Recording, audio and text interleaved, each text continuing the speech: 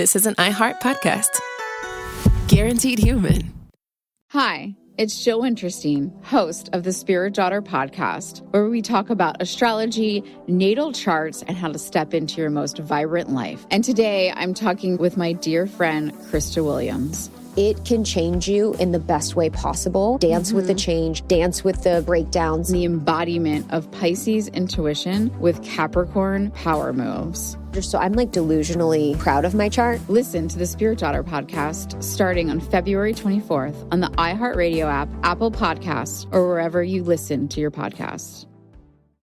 I'm Clayton Eckerd. In 2022, I was the lead of ABC's The Bachelor. But here's the thing. Bachelor fans hated him.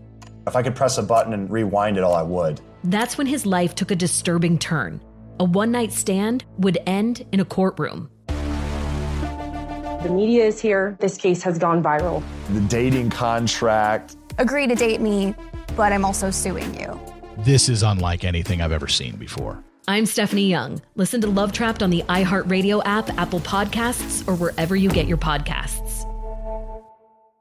What if mind control is real? If you could control the behavior of anybody around you, what kind of life would you have? Can you hypnotically persuade someone to buy a car? When you look at your car, you're going to become overwhelmed with such good feelings. Can you hypnotize someone into sleeping with you? I gave her some suggestions to be sexually aroused. Can you get someone to join your cult? NLP was used on me to access my subconscious. Mind Games, a new podcast exploring NLP, aka Neuro-Linguistic Programming. Is it a self-help miracle, a shady hypnosis scam, or both? Listen to Mind Games on the iHeartRadio app, Apple Podcasts, or wherever you get your podcasts. You can scroll the headlines all day and still feel empty. I'm Ben Higgins, and If You Can Hear Me is where culture meets the soul. Honest conversations about identity, loss, purpose, peace, faith, and everything in between. Celebrities, thinkers, everyday people, some have answers, most are still figuring it out. And if you've ever felt like there has to be more to the story, this show is for you. Listen to If You Can Hear Me on the iHeartRadio app, Apple Podcasts, or wherever you get your podcasts. I'm Jake Halpern, host of Deep Cover. Our new season is about a lawyer who helped the mob run Chicago. He bribed judges and even helped a hitman walk free, until one day when he started talking with the FBI and promised that he could take the mob down. I've spent the past year trying to figure out why he flipped and what he was really after. Listen to Deep Cover on the iHeartRadio app, Apple Podcasts, or wherever you get your podcasts. The Gangster Chronicles podcast is a weekly conversation that revolves around the underworld. From criminals and entertainers to victims of crime and law enforcement, we cover all facets of the game. Gangster Chronicles podcast doesn't glorify or promote illicit activities. We just discuss the ramifications and repercussions of these activities. Because after all, if you play gangster games, you are ultimately rewarded with gangster prizes. iHeartRadio is #1 for podcasts, but don't take our word for it. Find the Gangster Chronicles podcast on the iHeartRadio app or wherever you get your podcasts. We've all felt left out. And for people who move to this country, that feeling lasts more than a moment. We can change that. Learn how at belongingbeginswithus.org. Brought to you by the Ad Council. Hey everybody, Robert Evans here, and I wanted to let you know this is a compilation episode. So every episode of the week that just happened is here in one convenient and with somewhat less ads package for you to listen to in a long stretch if you want. If you've been listening to the episodes every day this week, there's going to be nothing new here for you, but you can make your own decisions.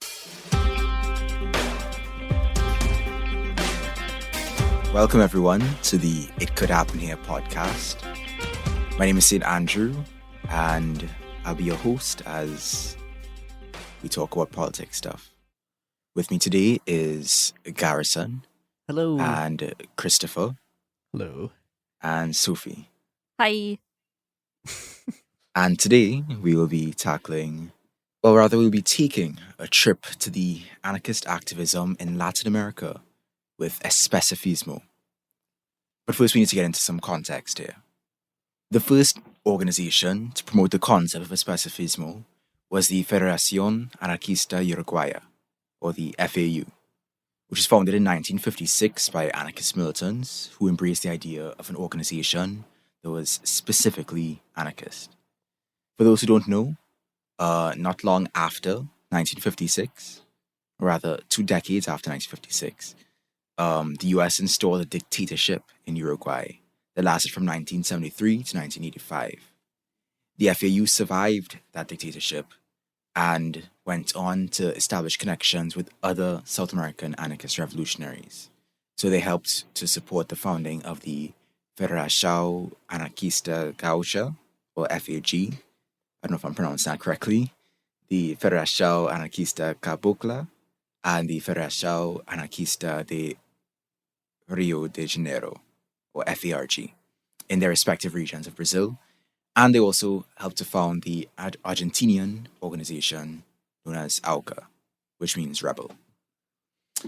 While only coming onto stage in Latin America within the last few decades, the ideas that really make up Especifismo touch on a historic thread that's really run through the anarchist movement internationally since the beginning. It may, as we get into like what Especifismo is and stuff, it may sound very similar to platformism. Are you all familiar with that current? Yeah, we're familiar with platforms a little bit, but we can probably, I don't know, explain it for the people at home who are not as, who do not spend as much time thinking about old anarchist terms. Right.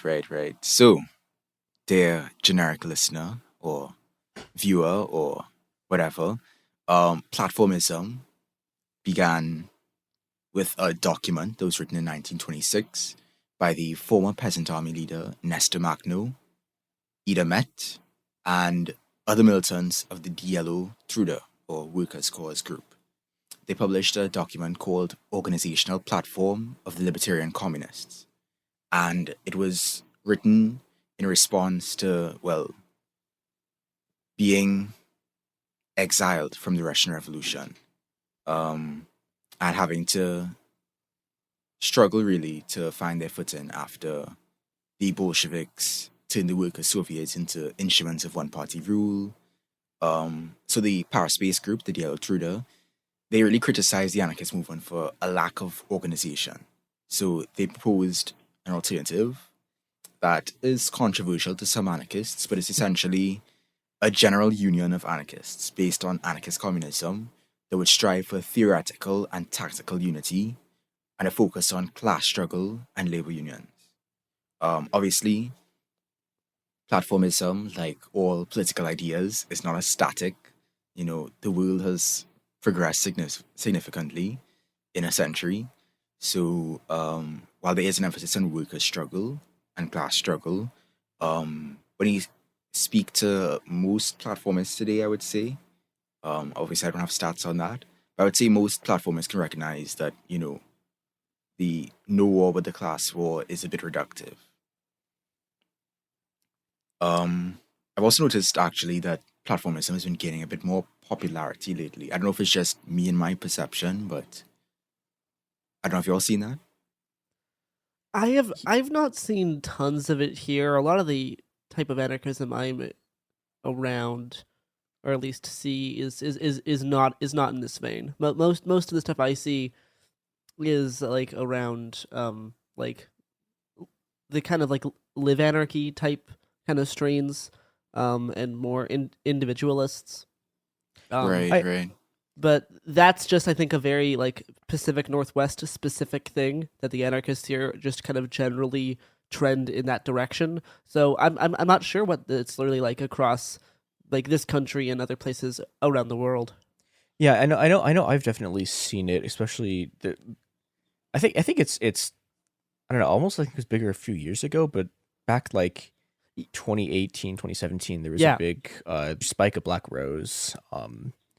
Became a sort of serious group for a while, and people who like called themselves like anarcho-communists or anarcho-syndicalists kind of generally swam in this general ocean. I definitely saw that as a bigger thing in 2018 than now, at least like locally from my area. And I think I will say, yeah, the Black Rose people, a lot of them like very specifically were especifismo based, and a lot of it was based on like people who had like experiences with especifismo in sort of various ways. Right, yeah. Because I was actually just about to say, I think that Black Rose is more a specifist than platformist. But of course, there is, a lot of overlap between these two currents, right? As for my experience with like platformism and stuff, I have seen discussions of it happening more. I mean, that's all I can really see that I've seen. I can't be everywhere at once, but at least if discussions are happening, the likelihood of things coming out of it might be a bit increased, I guess.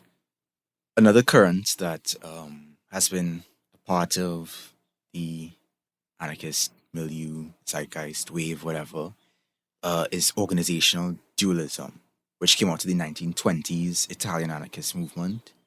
So they use the term to describe involvement of anarchists both as members of anarchist-specific political organizations and also as militants in the labor movement.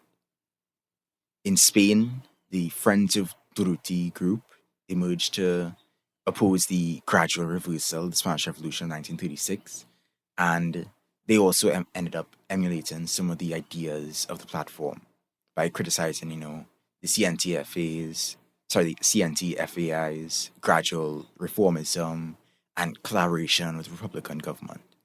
So the Spanish Civil War and stuff, there's a lot of forces at play, and I'm not going to get into it now, but it is, I would say as a side note, important to recognize that there is no monolith when it comes to like these sort of civil wars and historical events. You really have to look at things in context and, not try to strip them away from the goings-ons of the time. Also, the Chinese anarchist movement of the 1910s advocated for similar ideas. I'm going to try to pronounce the name of the group. Hopefully I don't get cancelled.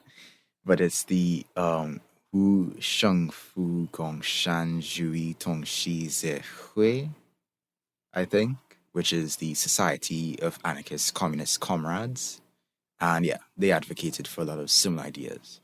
So there's a lot of different currents around the world influenced by, the historical conditions, but the general thread that, anarchists need to get together and work as a unit is, what's thrust in it, right? And especifismo is just a fresh continuation of this thread, of this trend. So, what is especifismo exactly?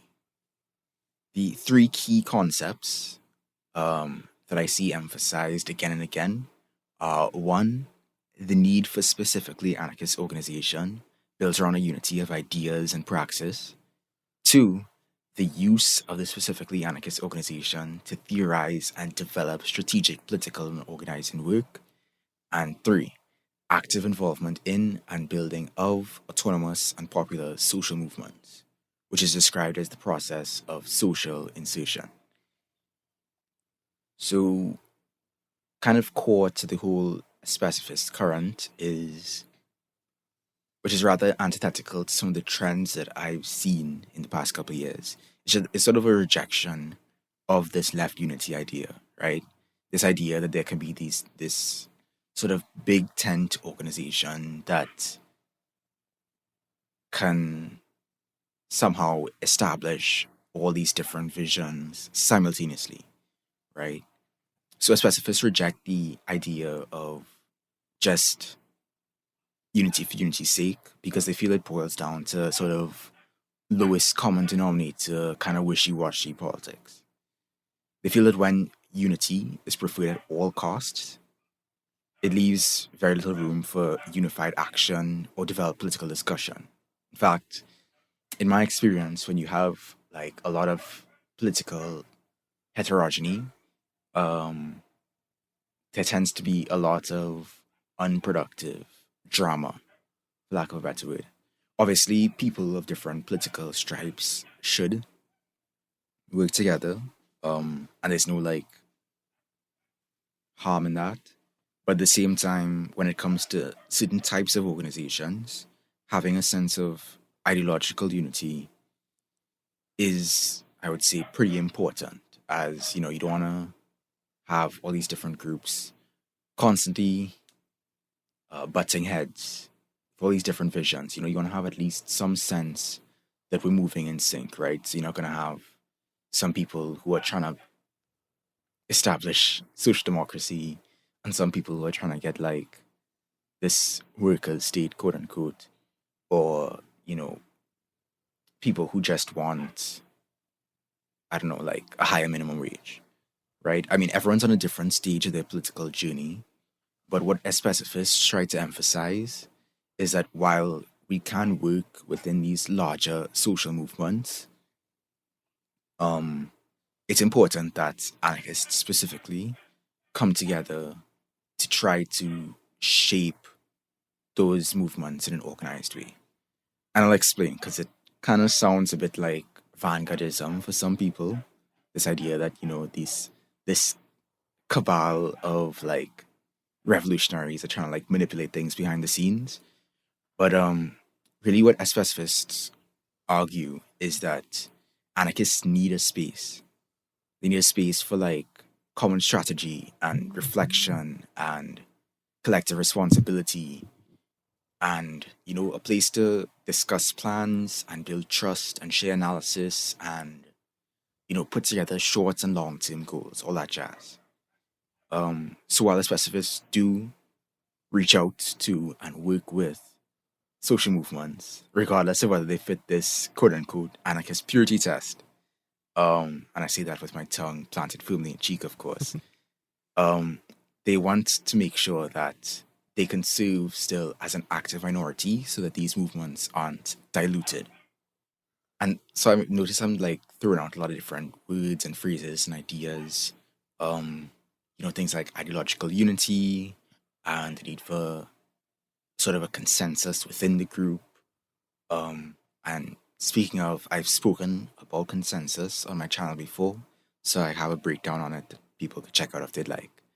I also spoke of unified strategy, right? So you're not just joking around. You actually have a mapped out sort of strategy.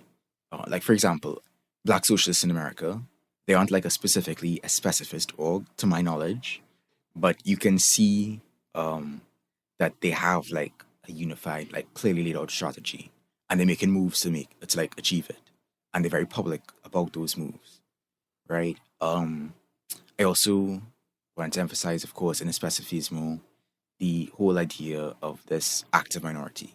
You know, it's not just a bunch of like, it's not like a passive book club, right? And a specificist group is a group of people who are passionate about, you know, this cause. And obviously passionate people have this habit of biting off more than they can chew, right? So what I would advise for like a specificist and a specificist adjacent groups, and really just organizations in general, is that keep your size in mind. Keep achievable goals within sight, because if you don't, you know, it's very easy to burn out very quickly. You know, with the specificist groups, it's important that they understand their responsibility, but also that they understand their limits. Lastly, and very importantly, social insertion, I think, is one of the most important parts of specificismo. And I think even if you don't take anything away from like specificismo, you at the very least like implement social insertion, or at least concepts within social insertion, into your organizing, right? Because obviously anarchists are kind of few in number, but what social insertion tries to point out, I guess, or tries to develop within a movement, is just awareness that the people who are making these moves, who are organizing and whatnot, that they don't relinquish their power to like other figures or forces or parties or whatever the case may be, right? Social insertion stems from the belief that the oppressed are the most revolutionary sector of society, and the seed of future revolutionary transformation of society lies already in these classes and social groupings. So it doesn't mean social insertion doesn't mean like acting within single issue advocacy campaigns or, like trying to take over people's existing struggles. It means getting involved in daily fights and daily struggles for people to better their own conditions. It means, connecting with workers, connecting with immigrants, connecting across neighborhoods, working towards racial liberation, working within student struggles and tenant struggles. As people are like part of these struggles, they become conscious of their place in society, right? And part of our role is to try to develop that consciousness. So as people are tempered and tested and recreated, they see their position in the, what's what I'm looking for? In the pecking order, right? They see that there are forces at play that are keeping them down, there are structures at play that are keeping them down, and they change from just being like social classes to being active social forces. So they're brought together by organic methods and by self-organized cohesion. What you'll notice with popular movements, like, for example, Black Lives Matter, is that unlike what some conservatives might assume, the Black Lives Matter organization wasn't the one, like, pulling the strings. Like the official group wasn't there, telling people, okay, march here, burn that, riot here, move that. It's like the people themselves came together and, really expressed their desire for change. And so really, as they become self-conscious actors, aware of their power, of their voice, of their nemesis, which is the ruling elites that control the social order, as pacifists try to keep that thrust, right? What as pacifists argue is that essentially there's an anarchist undercurrent to popular social movements that should be preserved and maintained and cultivated, right? With popular movements, they're very quickly co-opted by impositions of leadership or by, academic elites or by political parties. But pacifists aren't there to try to make groups identify as anarchist, right? They're there to just maintain that thrust, to be self-organized and to fight for their own interests. Because ultimately, that's our natural impulse as humans. It's really the propaganda that tells us, like you have to go through these proper channels. You have to vote with your dollar or, vote for these politicians or whatever the case may be. Canvass and all these different things. Call up your representatives. The natural thrust of a person is not to like relinquish control of themselves, it's to try to maintain that. And so pacifists try to push against the propaganda that keeps us from maintaining that, to push against the co-optation that strips that from us. So, do any sort of automatic critiques of especifismo come to mind for you all? I'm not sure about like critiques per se. We need to like think about it more, but a few things like come to mind around.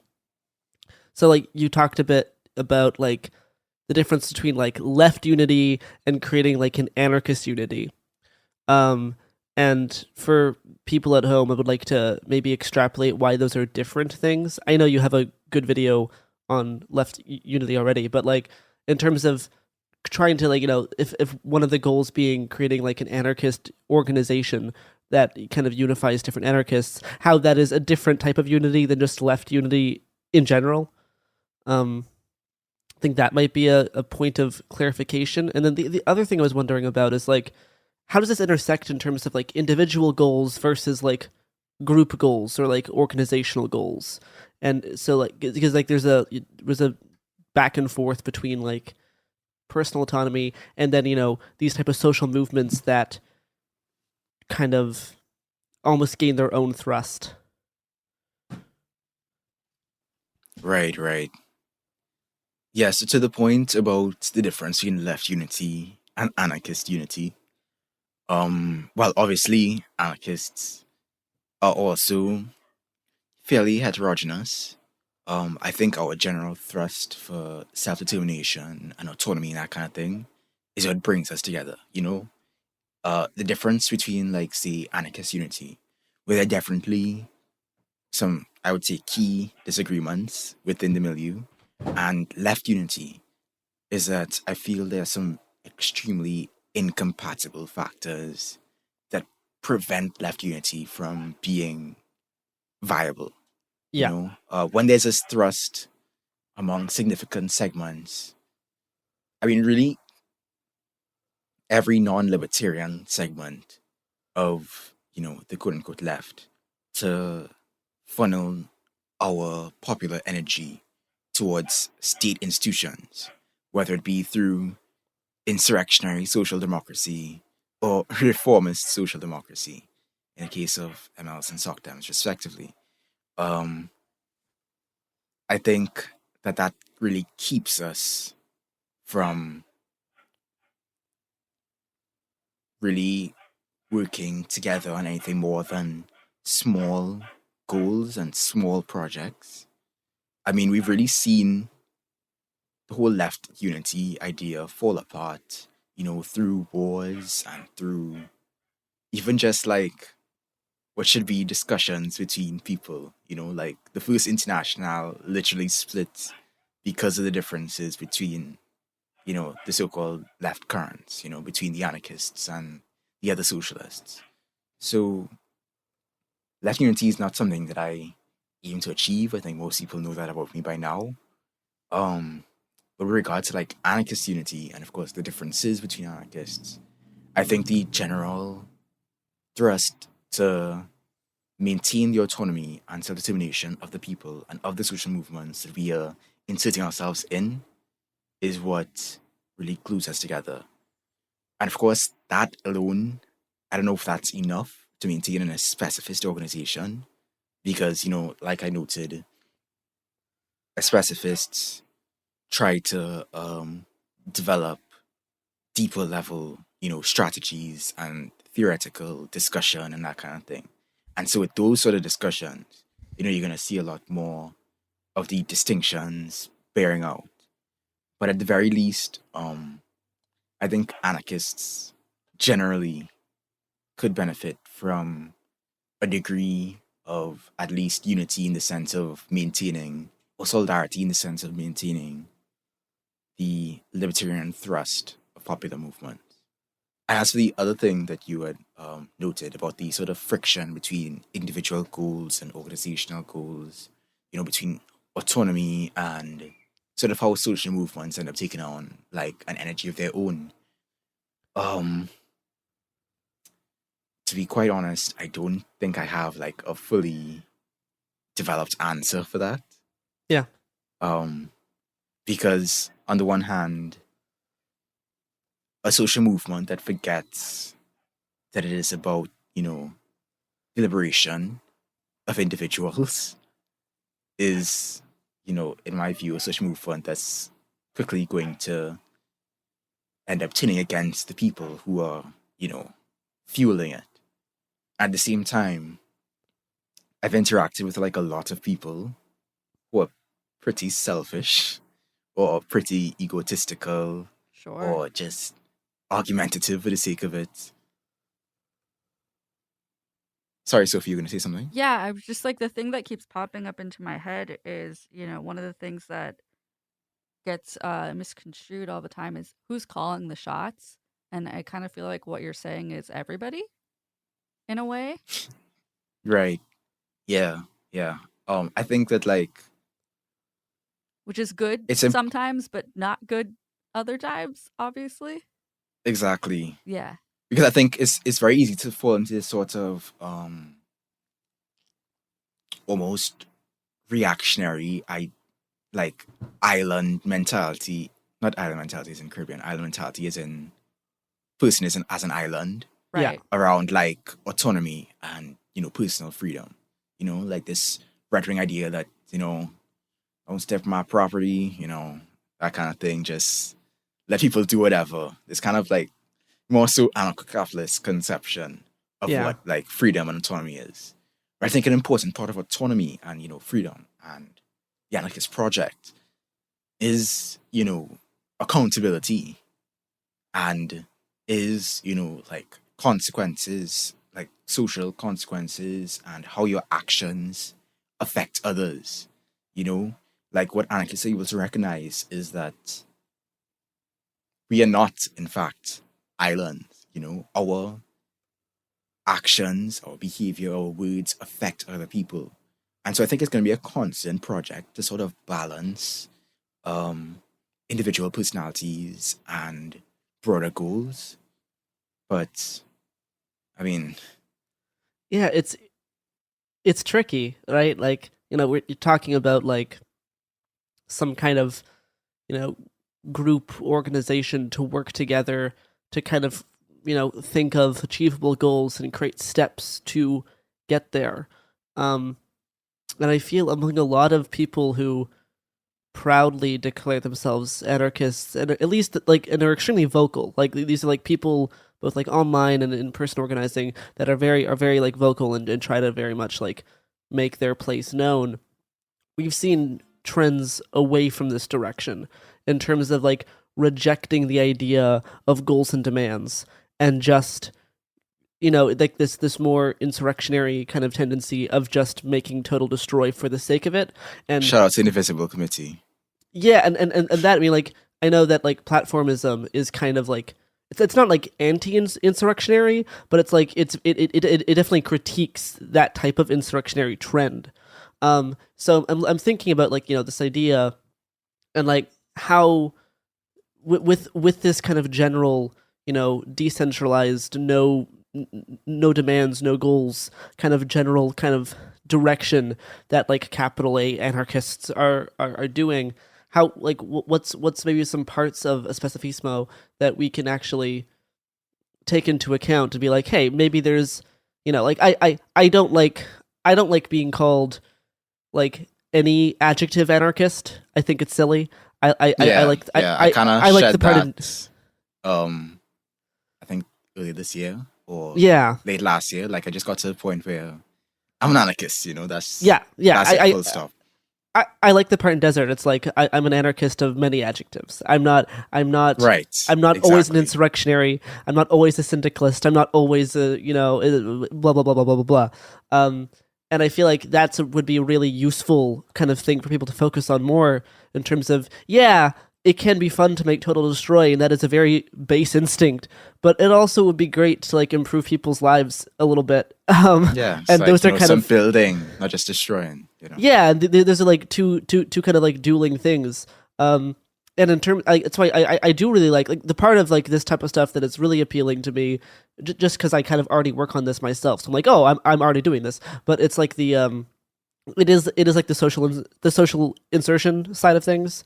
I think is something that would be a much better way of thinking about. Like everyone hates talking about optics because it's frustrating. But I think the social insertion method is a better framework for kind of dealing with some of those same problems. Exactly. And then like there is even among insurrectionaries and all those all those types, there still is like a decent amount of like group projects and stuff, and that is I think a really good thing to focus on because. But there's not many anarchists, and it would be cool if there was more. And if we just focus on the parts that make people go, oh, that's kind of silly and pointless, then we're not really going to grow anarchism that much. Right. So highlighting the parts that are like, oh yeah, you're actually helping people, that's going to convince a lot more people who are kind of already trending in that general direction. And then, hey, maybe in a few years, they can also be doing silly destruction for fun, because it is fun sometimes. Right. Yeah. That's the thing. Like this, as you mentioned, optics. I'm reminded of this kind of pet peeve I have with some, internet people, where they try to treat like ideologies or specifically anarchism as like a PR project, that we have to like constantly be trying to shift the optics and Yeah. micromanage like every aspect. Like, no, I think the best remedy for like, because you're not gonna match the power of mass media. No. What you can do to push back against that sort of propaganda is help people. Yeah. And help people and identify as anarchists as you're helping people, right? Like, that's the easiest and quickest way to dispel people's notions and like conceptions of what an anarchist is. If we were to take like social insertion, right, and sort of, I would say distill it a bit and individualize it a bit, I would say that as a practice, just even if you don't know any other anarchists in your area, right? Just being there, being in these movements, helping people, and saying, this is what I believe. Just talking to people about what you believe as a person, as you're helping them. That goes a long way, much longer than any, poster, campaign or like wheat pasting initiative or artwork, wall art or whatever, like actively helping people. Of course, wall art has its place, and I dabble a bit myself, but it's not. It's ultimately like talking to people and helping people and being there for people and being honest about your intentions. Yeah. That I think, we should be working towards. And I think those types of projects are something that the Especificismo model like excels at in terms of like creating like a unity of anarchists who have like a goal in mind and then go out to achieve the goal, helping people directly helping people is something that type of organization model is kind of the best at. Exactly. Because you can really like organize things much better with a small group like that and create goals that are actually very achievable, whether it be building a community kitchen or building heating centers for the winter, like under bridges or whatever, all those types of starting community gardens, all those kinds of things are, I think, what this type of model really excels at. And you don't need to change your ideology to this one word, because that's silly, but you can pick up different parts of it and be like, that actually seems like a useful way of improving the world a we little don't bit. want, a politician just rolling here and co-opt our project, like just basic things like that, and then from there, as you are talking with people and meeting people who are passionate about issues in these social movements, not only does it keep you from developing this sort of terminally online in-group kind of mentality, it also opens up opportunities for you to develop and this is on the topic of like the individualist social insertion. It presents opportunities for you to develop your own, I don't know, like book club, and then from that book club could come an specificist organization. As you begin to develop your politics and your shared politics, more can come out of it. So don't underestimate, the potential of just putting in the work and talking to people. Yeah. Just being there on the ground. And one of the best things you can do to help stay alive while things are heading in the direction that they're heading societally is like making friends and forming a friend group, and then like actually doing stuff together. That makes dealing with everything else that's happening so much better. And hey, remember our old friend Nestor Macno started with a book club. So hey, you never know where book clubs can lead. You never know. Exactly. There's actually this really interesting video clip of Murray Bookchin talking about book clubs and like the power and potential of book clubs. I don't know if we could probably link that in the show notes, but it's like a really interesting. Yeah, if you send me the link, I'll make sure to include that. So ultimately, specifists believe that social movements will reach their own logic of creating revolution. Not when they all just decide to identify as anarchists and wave the black flag, but when the majority reach a consensus and a consciousness of their power and their ability to exercise their power in their daily lives. So even if they do not adopt anarchism, they still consciously adopt the ideas embedded within it. There are multiple political currents that will exist within any movement. And so it's important that we as anarchists, and I guess specifically as a specifists, are there to actively combat the opportunism that come from, these forces, from this, whether electoral or vanguardist. Within these social movements as well, we can also help to push them further through, pushing for more direct democracy and consensus, through federalism and confederating with other social movements, through, building up the mutual aid within these movements. Like, if you are, for example, part of a mutual aid group in one neighborhood, you can push them to start reaching out with mutual aid groups in other neighborhoods and creating a network of mutual aid groups that can build into something bigger, combining resources and manpower to really push the revolution, Lastly, I will say that for those who are trying to get into the whole especificismo thing, you could start a new organization from scratch, but again, easiest thing to do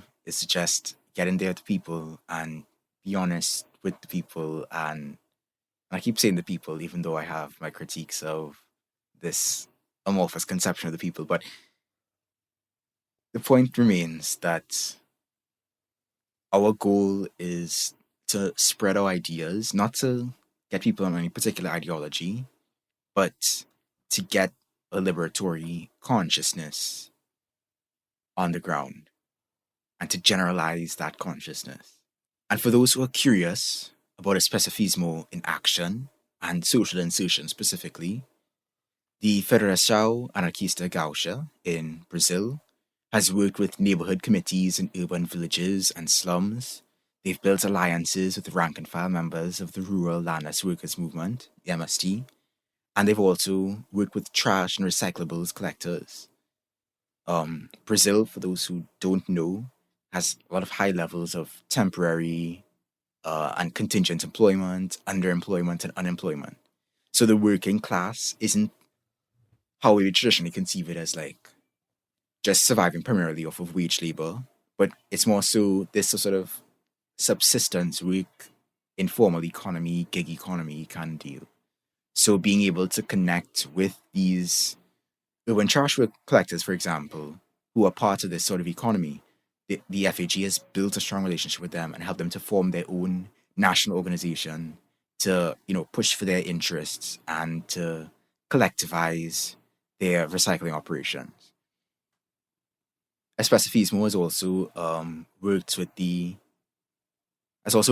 in the efforts of the Zabalaza Anarchist Communist Front in South Africa, as they also are strong opponents of social insertion and, really being embedded in these social movements. In Argentina, in Brazil, in South Africa, and in the US, in the case of Black Rose Anarchist Federation, especificismo has been building as a key point of reference. And so I'll leave us off with a quote from the Usufruct Collective, an anarchist group online. If libertarian socialists merely organize with libertarian socialists, then they will lose contact with the broader population they need to be reaching. If libertarian socialists merely join social movements without advocating various libertarian socialist practices that can be used, then social movements can easily drift into being susceptible to reformist, unstrategic, liberal, and Leninist tendencies and opportunists.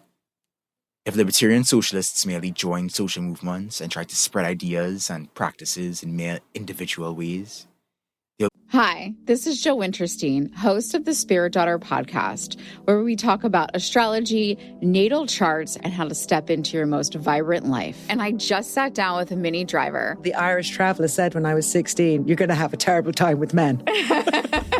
Actor, storyteller, and unapologetic Aquarian visionary. Aquarius is all about freedom loving and different perspectives. And I find a lot of people with strong placements in Aquarius are misunderstood. A Sun and Venus in Aquarius in her 7th house spark her unconventional approach to partnership. He really has taught me to embrace people sleeping in different rooms, on different houses, in different places, but just an embracing of the isness of it all. If you're navigating your own transformation or just want a chart-side view into how a leading artist integrates astrology, creativity, and real life, this episode is a must listen. Listen to the Spirit Daughter podcast starting on February 24th on the iHeartRadio app, Apple Podcasts, or wherever you listen to your podcasts. I'm Clayton Eckerd, and in 2022, I was the lead of ABC's The Bachelor. Unfortunately, it didn't go according to plan. He became the first Bachelor to ever have his final rose rejected. The internet turned on him. If I could press a button and rewind it all, I would. But what happened to Clayton after the show made even bigger headlines. It began as a one-night stand and ended in a courtroom, with Clayton at the center of a very strange paternity scandal. The media is here. This case has gone viral. The dating contract. Agree to date me, but I'm also suing you. Please search warrant. This is unlike anything I've ever seen before. I'm Stephanie Young. This is Love Trapped. This season, an epic battle of he said, she said, and the search for accountability in a sea of lies. I have done nothing except get pregnant by the Bachelor! Listen to Love Trapped on the iHeartRadio app, Apple Podcasts, or wherever you get your podcasts. What if mind control is real? If you could control the behavior of anybody around you, what kind of life would you have? Can you hypnotically persuade someone to buy a car? When you look at your car, you're going to become overwhelmed with such good feelings. Can you hypnotize someone into sleeping with you? I gave her some suggestions to be sexually aroused. Can you get someone to join your cult? NLP was used on me to access my subconscious. NLP, aka Neuro-Linguistic Programming, is a blend of hypnosis, linguistics, and psychology. Fans say it's like finally getting a user manual for your brain. It's about engineering consciousness. Mind Games is the story of NLP. Its crazy cast of disciples and the fake doctor who invented it at a New Age commune and sold it to guys in suits. He stood trial for murder and got acquitted. The biggest mind game of all? NLP might actually work. This is wild. Listen to Mind Games on the iHeartRadio app, Apple Podcasts, or wherever you get your podcasts. Welcome to the A Building. I'm Hans Charles. I'm Menelik Lumumba. It's 1969. Malcolm X and Martin Luther King Jr. had both been assassinated, and Black America was at a breaking point. Rioting and protests broke out on an unprecedented scale. In Atlanta, Georgia, at Martin's alma mater, Morehouse College, the students had their own protest. It featured two prominent figures in Black history, Martin Luther King Sr. and a young student, Samuel L. Jackson. To be in what we really thought was a revolution. I mean, people were dying. 1968, the murder of Dr. King, which traumatized everyone. The FBI had a role in the murder of a Black Panther leader in Chicago. This story is about protest. It echoes in today's world far more than it should, and it will blow your mind. Listen to the A Building on the iHeartRadio app, Apple Podcasts, or wherever you get your podcasts. Be far less successful than a well-thought-out, coordinated effort. And if theoretically specific libertarian socialist groups try to control social movements and popular organizations from the top down, then such specific groups sacrifice their own principles and will reproduce hierarchical organizing. In contrast to authoritarian vanguardist conceptions, especifismo groups and specifists put their activity towards a self-organization of movements and organizations. Ultimately, as I honestly love this quote from Ashanti Alston, power to the people where it stays with the people. Peace. Oh, yes, Andrew, please plug your pluggables because they are good and people should in fact listen to them. Right. Thank you. Safety first, of course.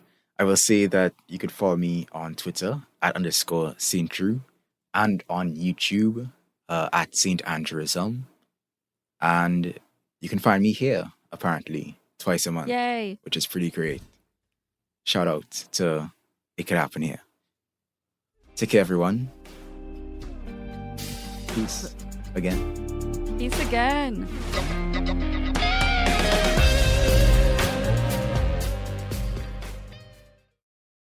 Hello and welcome to our show. I'm Zoe Deschanel, and I'm so excited to be joined by my friends and castmates Hannah Simone and Lamorne Morris to recap our hit television series, New Girl. Join us every Monday on the Welcome to Our Show podcast, where we'll share behind-the-scenes stories of your favorite New Girl episodes, reveal the truth behind the legendary game True American, and discuss how the show got made with the writers, guest stars, and directors who made the show so special. Fans have been begging us to do a New Girl recap for years, and we finally made a podcast where we answer all your burning questions like, is there really a bear in every episode of New Girl? Plus, each week you'll hear hilarious stories like this. At the end, when he says, you got some Schmidt on your face, I feel like I pitched that joke. I believe that. I feel like I did. I'm not 1,000%. I want to say that was, I tossed that one out. Listen to the Welcome to Our Show podcast on the iHeartRadio app, Apple Podcasts, or wherever you get your podcasts. Adoption of teens from foster care is a topic not enough people know about, and we're here to change that. I'm April Dinwiddie, host of the new podcast, Navigating Adoption, presented by Adopt US Kids. Each episode brings you compelling real-life adoption stories told by the families that live them with commentary from experts. Visit adoptuskids.org/podcast or subscribe to Navigating Adoption, presented by Adopt US Kids. Brought to you by the U.S. Department of Health and Human Services Administration for Children and Families and the Ad Council. Hi, I'm Robert Sex Reese, host of the Dr. Sex Reese Show. And every episode, I listen to people talk about their sex and intimacy issues, and yes, I despise every minute of it. I mean, she made mistakes too, right? That's true. She did kill everyone at her wedding. But hell is real. We're all trapped here, and there's nothing any of us can do about it. So join me, won't you? Listen to the Dr. Sex Reese Show every Tuesday on the iHeartRadio app, Apple Podcast, or wherever you get your podcasts.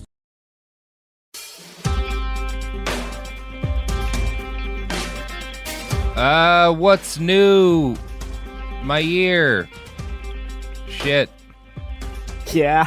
New year, same shit. I'm Robert Evans. This is behind the 2022. No, it's not. We retired this in 2021. We retired this bit. Where is this? Time for a new bit. This is It Could Happen Here. Time for more coffee. The podcast about how things sometimes feel like they're falling apart, sometimes, and maybe we can do things about that. You know what's falling apart is me, because I, during my break, woke up at like 1:30 every day, and now it's some unspeakable hour in the morning. I hate this. You picked the time. You picked the time. No. So, for one of our first episodes of the new year, we have decided to subject ourselves to your parasocial whims. And we are going to be doing maybe one, maybe two Q&A episodes, giving A's to your Q's. And I've been told... and you right in the queue. Okay. I've been told that our producer Sophie has a list of questions already prepared so that I can stop talking and she can now. You've been told. You're the one who posted the thread. Sophie said that she would read them. I did volunteer as tribute, but I might take that back and see how much energy at some I have. point. Yeah, I might take that back. Let's start with a good one. What has been your favorite episode / topic to research in this past season? So since we started season 2. Oh God. I enjoyed the Metaverse Facebook episodes because there's a part of me that really likes shitting on bad tech industry stuff. It fills a deep part of me. Just really comprehensively thinking about how terrible the vision of the future these people have is. So that was probably my favorite. I liked the Climate Leviathan stuff, the Climate Leviathan, Climate Behemoth, Climate Mao, Climate X kind of 4 quadrants. I liked learning about that, like, almost a year ago, actually, by the time I started researching for the show. And I'm decently happy with the way that those topics were presented and how they keep popping back every once in a while. I think in terms of just the favorite episode I recorded was probably the interview with the Common Humanity Collective people, just because, like, listening to a bunch of people who have a very sophisticated and well-developed mutual aid project, and then listening to, them talk about their political development and how they've been sort of solving their problems was really, like, reassuring and cheerful in a lot of ways. And then research-wise, it was definitely the spooky Area 51 episode where I was like, oh, I'm going to do a fun episode about the government and aliens, and it was like, oh no, here's every war crime ever, and like 16 people almost killing everyone on Earth. I was like, this is good. This is a good time. Probably the most fun I had was with the Chaos Magic and Esoteric Kakism episode, just because of that was a hoot. How silly it is. Yeah, that one also was just a pleasure to record. I also loved having Cory Doctorow on. Oh, totally. Because that was cool. That was cool. That was very cool. How cool of us. I've enjoyed our fiction episodes with Margaret and with Rebecca. Those have been great, and I've loved having St. Andrew. Yeah, that has been also very cool. Fantastic. What were you going to say, Robert? Nothing. Oh, great.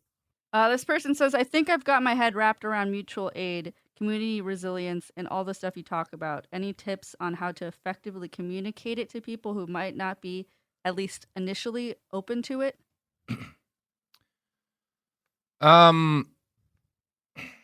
mean, it kind of depends on why they're not open to it, right? So it's a matter of, are they just somebody who has a lot of faith in systems as they exist? Are they someone who's kind of coming at it from more of a traditional, like, liberal statist perspective, where they think the option is to get in line with, the Democratic Party and support that, and that will make things better? Like, basically, are they a top-downer? Or are they somebody who rejects it because it's like communism, and they don't think that people have any kind of fundamental responsibility to themselves? Because you are going to have kind of a different approach to trying to reach either of those people. If they're coming at it from kind of more of a right-wing standpoint, but they're not, talking about shooting vaccine doctors, they're just kind of conservative. I think the way to do it is to sort of hearken back to some of these very traditional ideas of, like, American homesteaders and independent, communities on the frontier, and self-reliance, and how mutual aid is people taking responsibility for their communities, rather than, this idea I think a lot of conservatives have of, like, people just kind of lazily taking charity, how it's different from charity, and that it's a community seeing its own needs and becoming independent as much as is possible on the state, from the state, by trying to meet its own needs, and how that is better for people than just sort of being dependent upon government programs. I think that's kind of the way in which to reach out to those people with that idea. If they're coming at it from more of a liberal top-down approach, I think you can get more into the weeds and argue about kind of inefficiencies within the system, problems within the system. I think one thing to really point out that will probably still be fresh to a lot of people of that persuasion is how frightening the first couple of weeks of quarantine were, and all of the supply line issues and kind of the early breakdowns. Be like, look, that didn't go away. Like, right, you can see that we're still dealing with a lot of this, and we're still having supply line disruptions, and the state really has not kind of, even under Biden, sailed in to clear the gap. And so we need these community resiliency programs. And you can, depending on the kind of person they are, you can also sort of point out the degree to which there are attempts at kind of sabotage of any sort of top-down government programs by the right, and how that's part of why you need community resiliency programs, because you can't guarantee who's going to be in the White House. You can't guarantee what's going to continue to get funded, and outside of kind of any of the structural issues that make that stuff difficult. So I think that's kind of, broadly speaking, the two different ways you can broach those conversations with people, depending on the tendencies they're looking at it from. Let's get into an unpleasant one. What's the gang's outlook on this year's election, and how do you think it might position us for 2024? Do we see more violence leading up to the next presidential election? I know we'll be doing a predictions-y-ish episode later. Yeah. But as for this election, I've not looked at anything about it.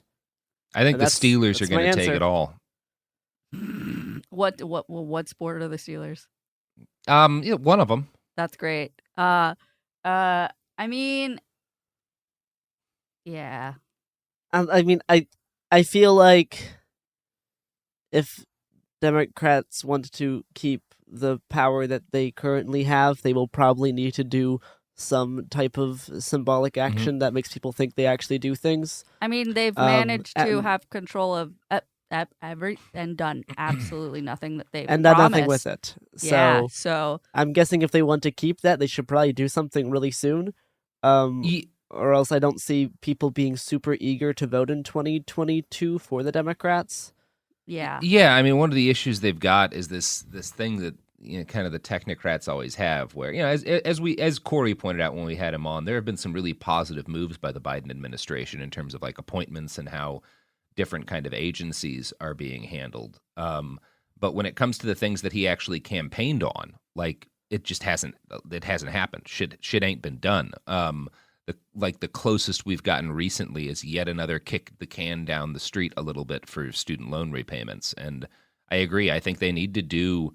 There's like two big things they could do that might have a significant shifting effect. One of them would be student debt forgiveness, and one of them would be fucking deschedule marijuana, even without Congress. Biden could effectively absolutely. make marijuana not, and like that would be number one, politically the easiest fucking win in the world, because the vast majority of Republicans don't give a shit about that anymore. It'll piss off cops, which is probably why he won't do it, but like What a bonus. those two things could have an impact on midterms. It's certainly a thing that would like you can campaign on more, but I don't know that I think he'll do that. And obviously, I guess another big old payment to stay home, but I think that ship done sailed. Like, honestly, I don't think they want to win in 2022. It Like, they want to doesn't get feel creamed like it. so they can sit there and go, oh yeah, we can't do anything because Republicans control the House, and you guys need to save us in 2024. This is the most important election of our lifetime. It's like, and they will keep doing this over and over and over again until literally the seas boil and everyone's being herded into concentration camps. Like they will just keep doing this. And like I think that's the thing that's actually important about the 2022 cycle is that like the Democrats have what the rejection of Bernie Sanders sort of is the Democrats essentially going, we are not a popular party, right? Like we are not a party that is going to like we will not even give the pretense of like having a base that we represent and we do things for. Like we're just in it for ourselves. We're in it to just like give all of our weird like BlackRock friends positions in the government. And we don't, we don't have a policy agenda, and we don't care if we lose, because if we lose, all you people just have to go put us back into office, because the alternative is just more death camps. Yeah, I mean, I think there's a broad belief, like within kind of the Democratic Party, that things are still business as usual, and that the Republican Party is still a political party, and so kind of the handing off and switching of power is fine. That's seen as business as usual, rather than the Democrats or the Republicans are continually ratcheting away from there being any chance of a switch of power, at least through legal means. Like that's the whole thing they're doing. And the failures to pass any kind of voting rights and the failures to see like a voting right reform as an existential issue for not just the party, but like the concept of democracy in this country is I think evidence that however you kind of try to rationalize in your head why it's happening, there's a real disconnect between the party leadership and understandings of the new nature of reality. Yeah, well, this is the other thing. I mean, they'll be fine, right? Like, outside of, like, another January 6th killing them all, like, they'll be fine. It doesn't, like, for them, it basically doesn't matter if the Republicans take power. Maybe some of them will get impeached. There'll be, like, a show trial for, like, 2 people or something. But, like, they're going to be fine. And, that's the thing that motivates all of their thinking, is that they can survive another Republican administration. Like, we're dying under both of them. And, like, I mean, this is partially, if we want to talk about sort of the COVID response for a second and the relation that has to the election. It's like, yeah, the Democrats have just, like, completely given up even the pretense of doing literally anything about COVID. Literally, because anything. nothing. Just zero. Yeah, it's like, go out and die. We can talk about that. That's a separate. Yeah. That's a separate issue, I think, just in terms of like how to interpret what they're doing with COVID and the degree to which I think they even have a chance of, whatever. But yeah, it's like they don't care if we live or die. Like, we care if we live or die, and we're gonna have to do stuff on our own outside of this because they're just gonna kill us all. Yep. Yeah, I mean, I think that it's hard for me to tell where the elections are going to go precisely. Biden's polling certainly isn't great. It's also not like wildly out of step with how where presidents often are, kind of at this point in their cycle. So and also it's pretty normal for the party that just won the presidential election to lose at the midterms. That's more normal than not.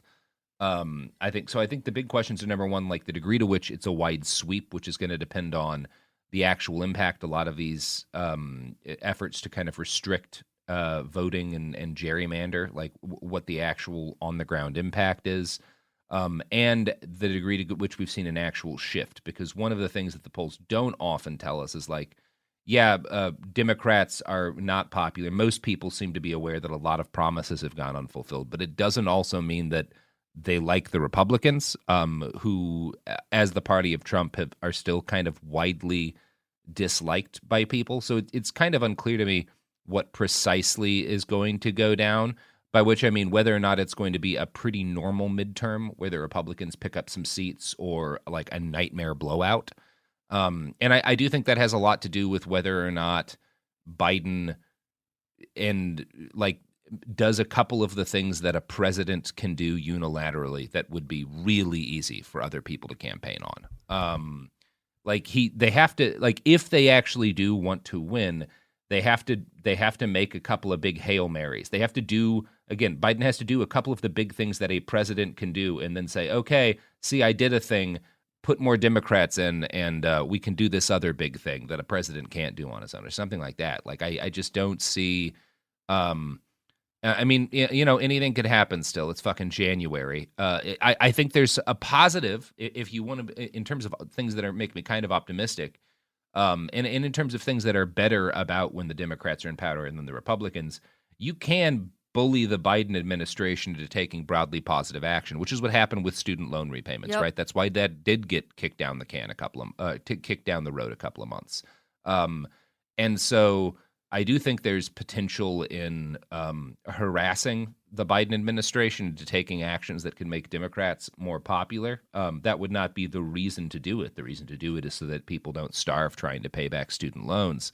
But it does point to, I think, an avenue of hope if we're trying not to be complete doomers in January of 2022.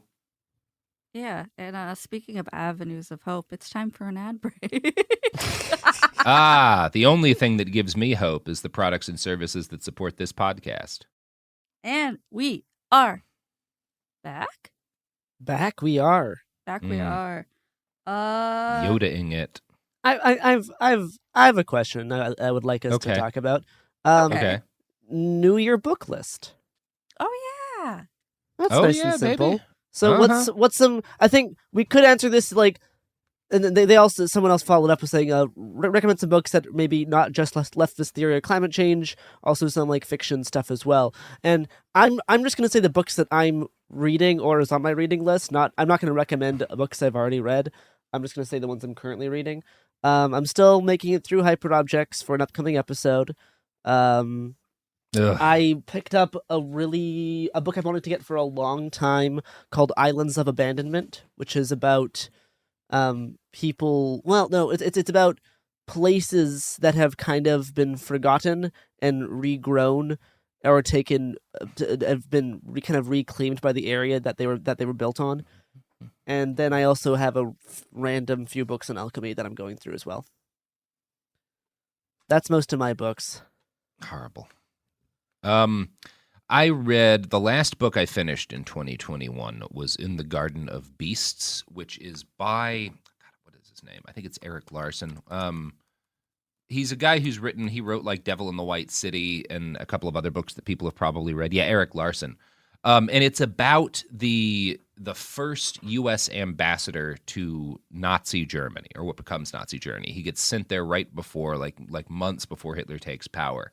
And the book largely traces he and his family's journey in Nazi Germany from like kind of didn't really care about German politics and were often broadly sympathetic towards the Nazis they met. Like his daughter kind of is very much like on board with the Nazi revolution for like the first half year that she's there. She's also like simultaneously dating the head of the Gestapo and the Soviet like assistant ambassador, which is fascinating. Like it's a very interesting book. And the story, like the journey this kind of family goes on, realizing like what the Nazis are and the perspective of that. It's very well written. It's very detailed. I really enjoyed it. The thing that I liked the most was the detail it goes into about the kind of the fates of, because it's a more, obviously as much of a nerd on the history of fascism as I am, I've read a lot about the Night of Long Knives. This did the best job of kind of going into detail about the kind of dudes who were purged in the Night of Long Knives. So these guys who were Nazis in that they wore swastikas and they were part of the party and whatnot, but also weren't Nazis enough to not get purged, and in a lot of cases were like starting to fall out of love with the party when the Night of Long Knives had. And so it's really interesting, and I recommend it to people. And the last book I started in 2021 and the first book I finished in 2022 was called Ministry of the Future by Kim Stanley Robinson, who is an interesting science fiction author in part because Ministry of the Future is about climate change. It is a science fiction look at about like 1,000 different potential solutions to climate change. And Kim Stanley Robinson is actually like an expert. He works for the Sierra Center, I think it's called. He's won a bunch of awards for his work on like trying to like posit different solutions to climate change. He understands. He's not like coming at this from the perspective of even a well-researched author. He's writing from the perspective of someone who is an actual scientific expert in what happens and how the different solutions might work. And the thing that's really interesting about Ministry of the Future is it's this fascinating melange of like a number of the character. The Ministry of the Future is this kind of hypothetical new UN agency that's put in place after a horrible wet bulb heat event kills 20 million people in India. And they're kind of trying to push for very technocratic solutions to climate change. So like one of the big things the book focuses on a lot is this idea of a climate coin, which is a kind of international, backed by banks, cryptocurrency that pays as a kind of long-term bond for sequestering carbon, so that like countries like Saudi Arabia that have huge oil reserves actually make more money by refusing to pump out oil and thus get paid in these coins. So it's really technocratic solutions like that. And then also terrorist groups that may be funded by this UN agency building fleets of drones to murder people on commercial air flights en masse in order to cripple the entire air travel industry and stop carbon emission, and carrying out mass assassinations on like CEOs of oil companies living in their private islands. So it's this really interesting mix of like kind of liberal politicians and like bankers like working out these very wonky solutions to things, and like terrorists who have lost people in climate emergencies, mass murdering billionaires. And so it's the widest possible ranging look at kind of different solutions to climate change and how they might work. And it's a very optimistic book.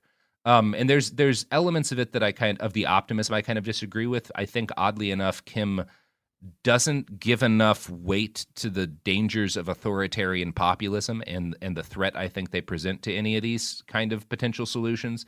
But it's still a very well thought out look at climate change, and I think really worth reading if you want something that will both bring up different, because he also goes into a lot of like very scientific solutions, like pumping up water from underneath glaciers in order to stop glaciers from sliding and like slow the rate of melt, and all these other kind of like very much like technical, here's a thing that we can do that will reduce the effect of this specific kind of climate change. It's really a very good book. And it's apparently was Barack Obama's favorite book of the year, which, considering the degree to which it talks about murdering politicians and business leaders, is interesting to me. I think he was maybe more paying attention to the carbon coin stuff than the shooting oil industry executives in their face while they're sleeping. Well, he was also a fan of Parasite, so womp-de-doo. He may just have been told this is a book you should say you like, but it is a very good book. It is really worth reading.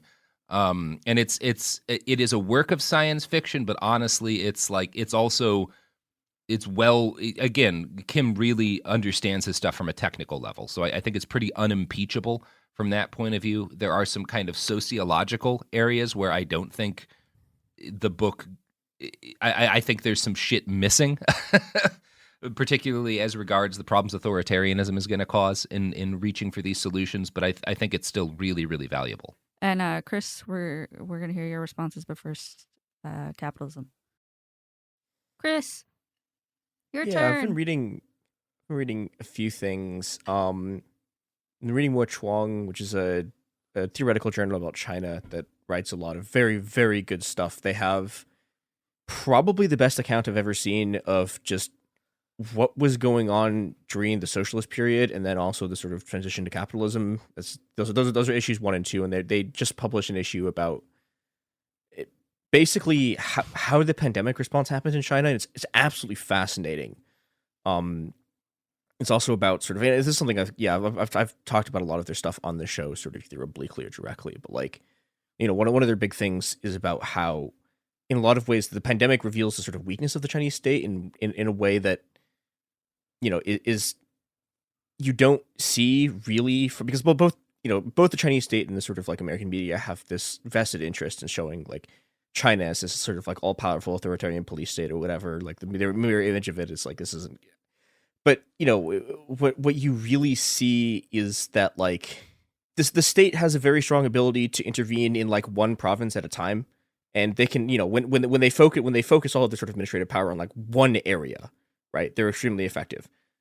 They can't really do it in multiple areas at the same time, and this means that you're dealing with all these sort of regional government stuff, and it's very interesting. The other thing that I have, well, okay, so do we want to talk like a little bit about Dawn of Everything, or do you want to save that for just like?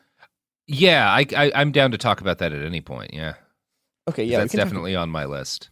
That is a long one. That's less of a read. I think for most people, going to be less of a read in one sweep than like maybe for over the course of the year, like gradually. Yeah, it's very, very dense and very long, but very readable. Like, not to say that it's like dense in the I gotta like slog through this textbook. It's extremely readable. It's just like there's a lot in there, and you're gonna want to pause and think about shit. Yeah. So the Dawn of Everything is the last book David Graeber ever wrote, and it's. David Wengrow also they wrote it together, and it's this basically an attempt to reassemble,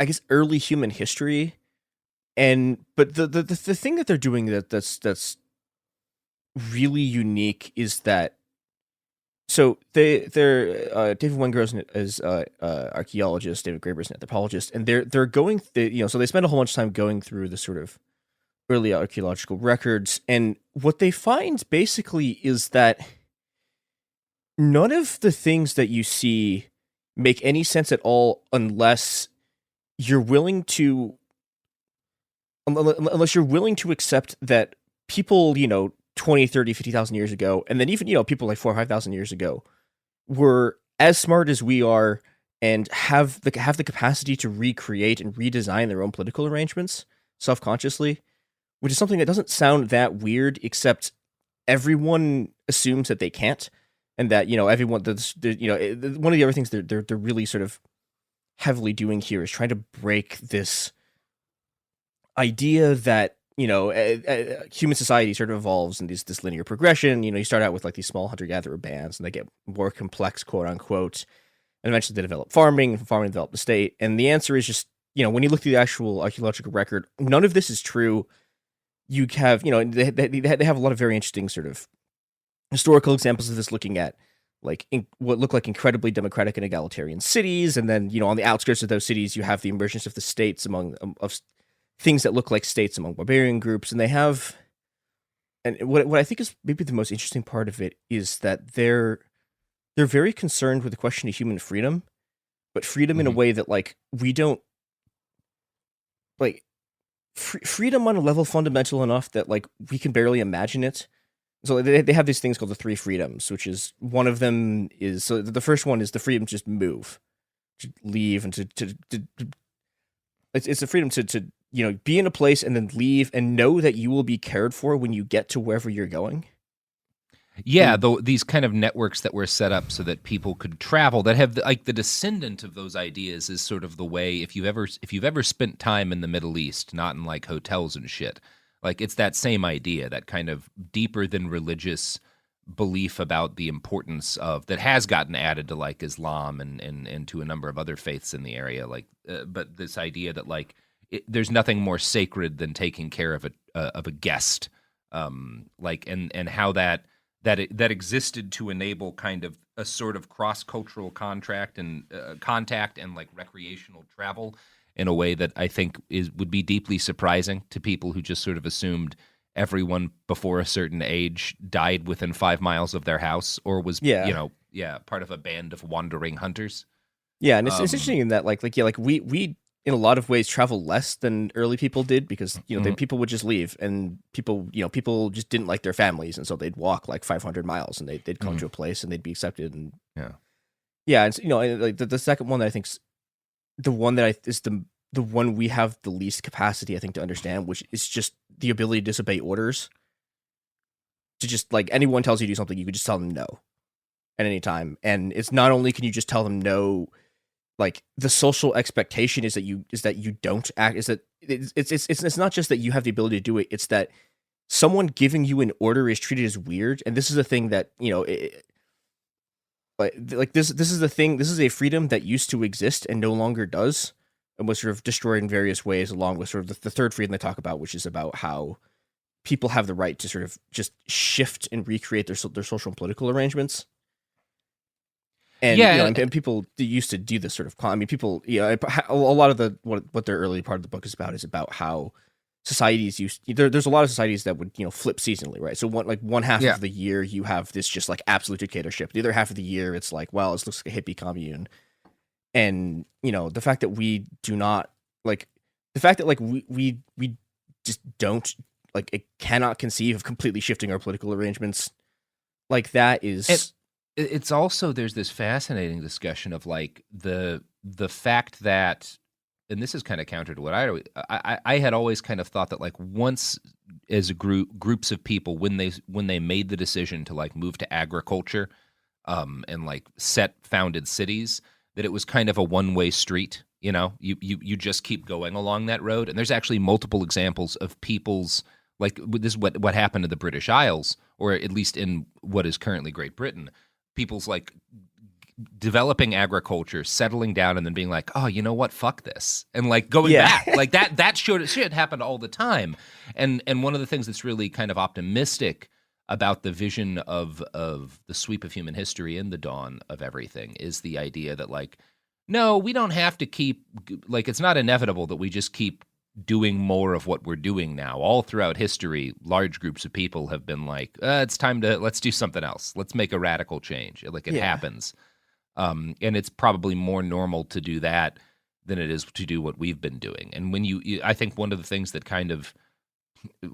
leads to the sense of inevitability of development along the lines that we have is the fact that we only really have about 10,000 years of even vaguely reliable like data, or vaguely comprehensive data on human history, but people have been around for tens of thousands of years longer than that. And for most of it, we've been a lot more experimental than we are now. And it's always possible for people to try different things in a way that maybe seems impossible to us now, but necessarily won't for our kids. Oh, yeah, the last thing I would tell people to listen to if they're looking for a fictional, optimistic thing is Cory Doctorow's Walk Away. Yes. Give it a read. And if you're looking for like a beautiful, like, not to get your head out of the one of the things I'm really passionate about is plants, and I have this beautiful book called The Planopedia, and It's really helpful for caring for your houseplants, and it's just like aesthetically, the photographs are beautiful, and it's one of my favorite things to gift friends and family. So check that one out as well. Another plant book that I just got for somebody that I really like. I think it's called Wicked Plants. It's about all the poisonous plants that you can get, and all the poison plants that you can cultivate in your own garden, and that's been a lovely read. And I do hope to set up a decent poison garden here in the spring. So I would very love that excited for for that. you. Yeah, me too. It's going to be great. Well, let's get to another question. Do you guys want like a fluff question or like a real question? Let's do a fluff one, and we can start the next episode with a real, I love juicy. to get fluffed. Fluff me, Daddy. All right. Okay. That's a little gift to all of you at home. Fucking hated that. Christ! Oh my God. On the topic of hobbies, so Garrison likes poisonous plants. I like non-poisonous plants. What hobbies are you into that we may not know about? I guess I can only say one thing here, really. Well, I guess I don't know. Yeah, you should be really careful about how you answer this one, Garrison. I know what your hobbies are. Let's have everyone else go first. I just got into 3D printing. I'm currently trying to figure out how to get ABS to adhere properly to the that was the problem I had table. with my printer, is that I would get like a decent way through the first part of the print, and then part of it would like curl off, so then it wouldn't print the next layer on correctly, and then it messes up the print. And I was between mental health stuff and that at the time I was setting up my printer. This is when I just gave up because it was too much. Mm-hmm. So I'll be excited to see how you get past this hurdle.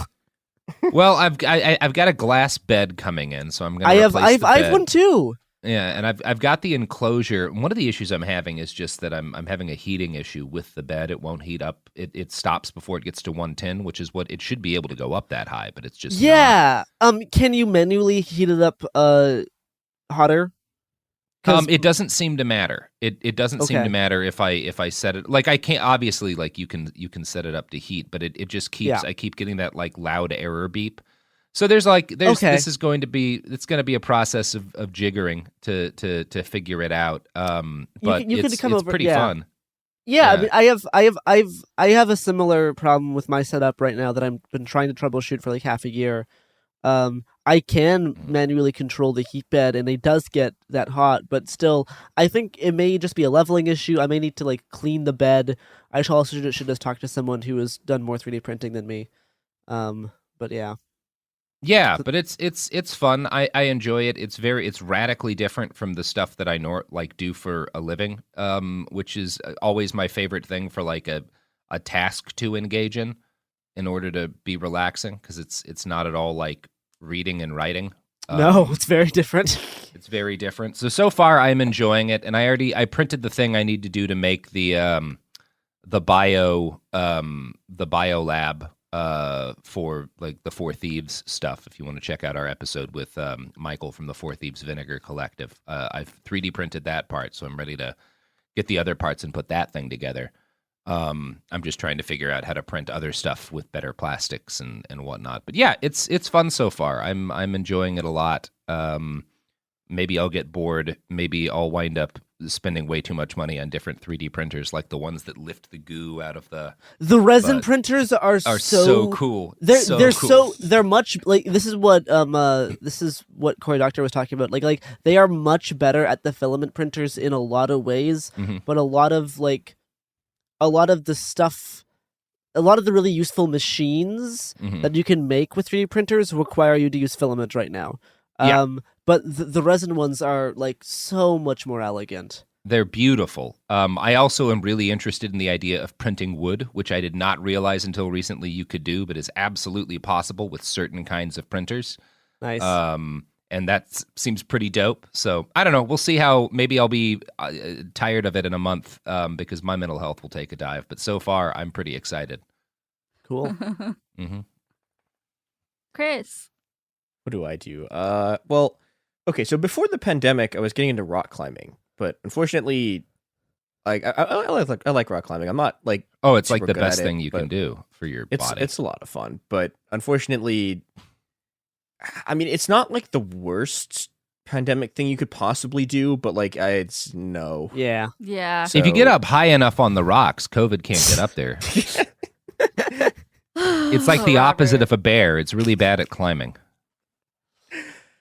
Yeah, so I guess the other what do I even do as okay, so my other thing, okay, so deep like Hi, this is Jill Winterstein, host of the Spirit Daughter podcast, where we talk about astrology, natal charts, and how to step into your most vibrant life. And I just sat down with a Mini Driver. The Irish traveller said when I was 16, you're going to have a terrible time with men.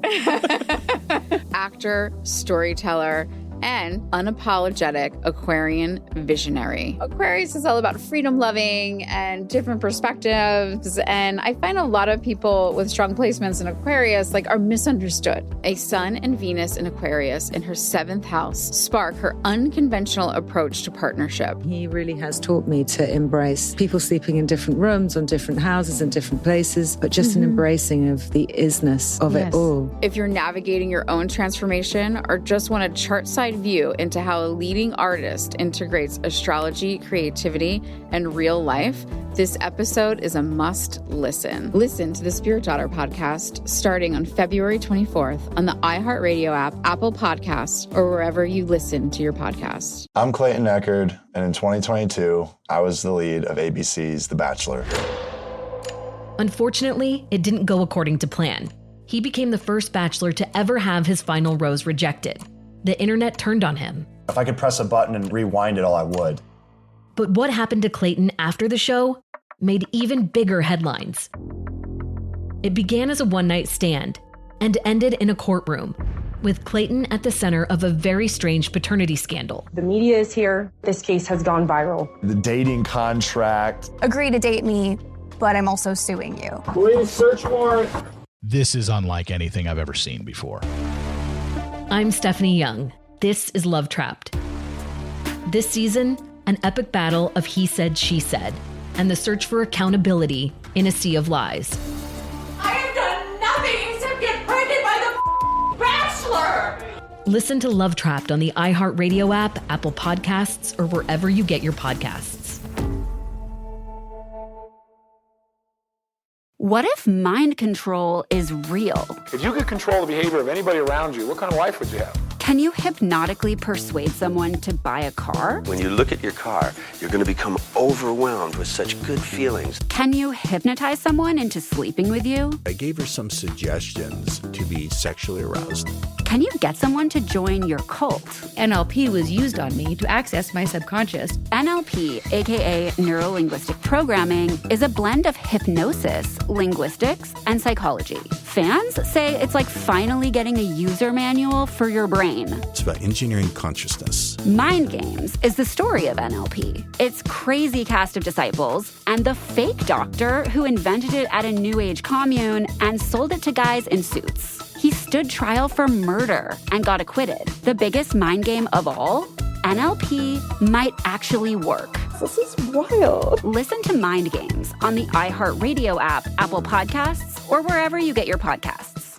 Welcome to the A Building. I'm Hans Charles. I'm Menelik Lumumba. It's 1969. Malcolm X and Martin Luther King Jr. had both been assassinated, and Black America was at a breaking point. Rioting and protests broke out on an unprecedented scale. In Atlanta, Georgia, at Martin's alma mater, Morehouse College, the students had their own protest. It featured two prominent figures in Black history, Martin Luther King Sr. and a young student, Samuel L. Jackson. To be in what we really thought was a revolution. I mean, people were dying. 1968, the murder of Dr. King, which traumatized everyone. The FBI had a role in the murder of a Black Panther leader in Chicago. This story is about protest. It echoes in today's world far more than it should, and it will blow your mind. Listen to the A Building on the iHeartRadio app, Apple Podcasts, or wherever you get your podcasts. Deep Twitter lore, people will probably know this about me, but I have been for a very, very long time an inveterate fan of competitive StarCraft 2. Okay. Which is to say that I watch it. I am awful at it. Like I am terrible at that game. But I have watched so much. Like StarCraft 2. Like I StarCraft 2 has become enough of my life that like the game was part of my radicalization process. Like it was. Okay. So yeah, right. I wake up extremely early or stay up extremely late and watch Korean StarCraft 2 and non-Korean StarCraft 2, and yeah, it's a good time. My favorite thing about StarCraft in general is thinking about the fact that Blizzard was initially trying to make a Warhammer 40,000 video game, and Games Workshop was, as always, too paranoid of their IP to let it happen, and thus lost how many? God knows how many. They would be worth more money than most countries. Like they would have been printing an impossible amount of money. Andy Chambers would have been able to buy a mountain of cocaine to live inside, but no. Instead, we got all of the infrastructure of modern esports, which seems fine. Like, it's whatever. I don't care. But it is very funny to me that they were like, nah, this doesn't seem like a good financial decision for Games Workshop. This StarCraft thing. Like, I wonder, like, that's the kind of thing where it's like, if they made that much money, would they all just retire? Like, would they just quit? It's a publicly traded company. Like, the shareholders would have made it a fortune, and but yeah, I don't know. It's very funny that they didn't think that was going to be worth it. Let's see. In terms of hobbies people may not know, I do really like cooking. I taught cooking classes for a long time. It's been the main cook in my family since I was a very little kid. So I definitely enjoy that. I did go to film school for a few years. I want to get back into making short video projects. I've been writing some random kind of new weird genre-esque stuff that I would love to like rent a studio space and actually shoot some silly things in the next year and throw them up online just for kind of my own fun. And then I also been still doing random occultism stuff. That's kind of how I fill my time. Yeah. It's fun. Yeah, I think that's an answer. That is an answer. We did it. That's an answer. And more importantly, that's an episode. That is an episode. That is an answer. Tomorrow. That is a single content. You all got a content out of us, and so enjoy that. Be proud of yourselves. Replicate and reproduce another content tomorrow that's more A's to your Q's. So a content every day, except for the weekends, because fuck you. That's the promise that we make. And some holidays. And some holidays.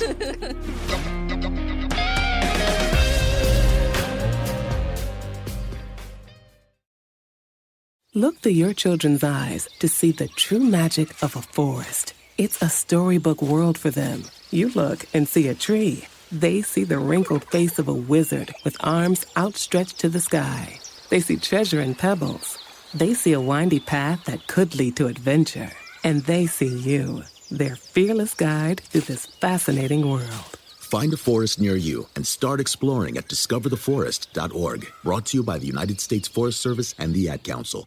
Give us your attention, we need everything you got fast. Waiting on reparations, we be the illest podcast. Tune in every Thursday, politics and wordplay. We fight for the people cause they got us in the worst way. From the Hill to Brazil, Bombay to Kanye. From the left enclave to what the neocons say. Every Thursday, cop the heady conversation. And break us off with some bread cause we waiting on reparations. Listen to Waiting on Reparations on the iHeartRadio app, Apple Podcasts, or wherever you get your podcasts. Raffi is the voice of some of the happiest songs of our generation. Baby Beluga. So, who is the man behind Baby Beluga? Every human being wants to feel respected. When we start with young children, all good things can grow from there. I'm Chris Garcia, comedian, new dad, and host of Finding Raffi, a new podcast from iHeartRadio and Fatherly. Listen every Tuesday on the iHeartRadio app or wherever you get your podcasts.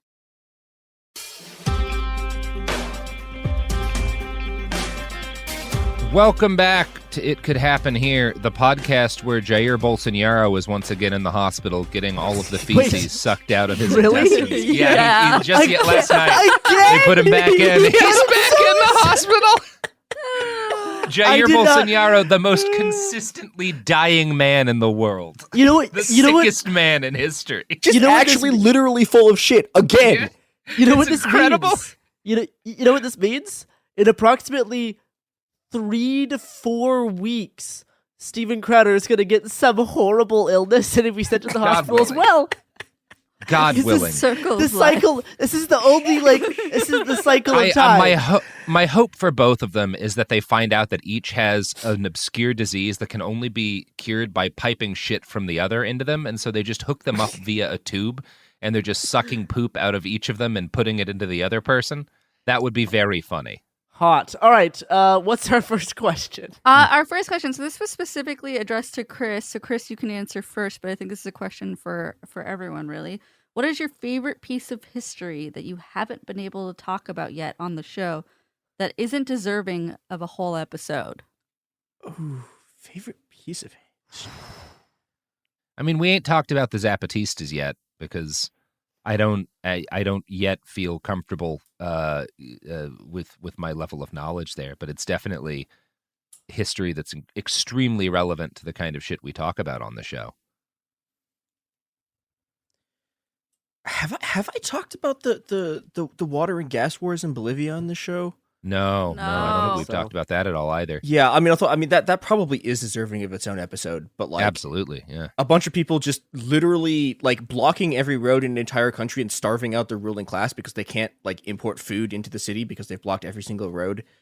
Extremely cool. I guess in terms of like really short, not deserving of its own episode.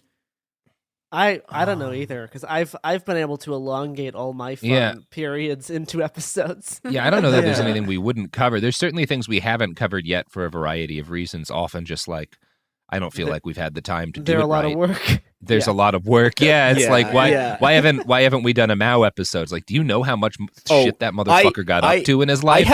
I have been like mentally, like psychologically preparing myself to start working on Mao. Like this is a. That's that. Actually, that dude, wait, no, that I have dude it. It's the mango cults. It's definitely the mango cults. Did you know about this? No, the mango cults. Yeah. Okay. So Mao got like I forget who it was. I want to say it was the Prime Minister of Pakistan. Some like dignitary like gave him a. This is the beginning of the Cultural Revolution. Somebody gives him a mango, and he like hands this mango off to like a Red Guard. You give a Mao a mango. And like this turns into like a cult. Like people like they take this mango, they like preserve it. It's like they have like a shrine to the mango, and like there's this whole cult apparatus like builds up around just people getting mangoes as like tokens of Mao's favor. It's this massive thing. This like spreads like wildfire. It's like people are doing this in like the far western reaches of China, where like in places where like there's like one of the things cultural like there are places in China where like civil wars break out. And it takes people like a week to like send representatives like across China to go like talk to the Central Committee to argue their case. And like even in those places they have mango cults, and it is wild. The Cultural Revolution is a time. It is. Well, I know what I'm getting everyone for Christmas this year. I love mangoes. They're my favorite fruit. Like they're just, we'll see if the best fruit. We'll see if the species survives this next summer. We will. Yeah. They'll just things be will, growing things in will just Siberia. Be they'll just be growing in Siberia. Mangoes sprouting from the corpses of fucking antelope. That is beautiful. I can't think of anything. Next question. Okay. Speaking of history, I like this one. If you could fight anyone in history, wait for it, and lose, who would you fight and why? Who would I fight and lose? Like you'd still get like a few good hits in or something, but you'd lose. David Bowie, because it would be hot. Next question. Yeah. I guess other people could answer. I guess. Never mind. No, I think that's a good answer. No, that's the perfect answer. Yeah. I would happily be hit by David Bowie. So sure, why not? And I know that David Bowie really loved to hit teenagers. I would be totally hitting fine in with the this. other sense, Garrison. No, I would be fine with anything. Mm-hmm. I don't care when it comes to Bowie. Wow, that's problematic. I love that for Sure. you. Thanks. I problematic. Uh-huh. We got a few questions about the ethics of leaving the United States as things get worse. Oh, okay. That's a good one. Yeah, and this is something that I know we've talked about. You've got that get out of America free card. And that's the thing, is that like Canadians. I already have my Canadian passport. So that is something that I can do at any time.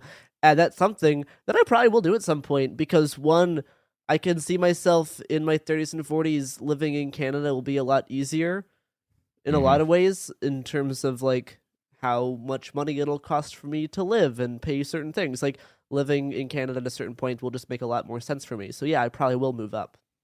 And I also know that getting past Canadian Border Patrol, not that hard in terms of other people wanting to go legally or illegally. It is actually pretty easy to get up there. If you want to do it legally, that's definitely a lot more work, but also not impossible.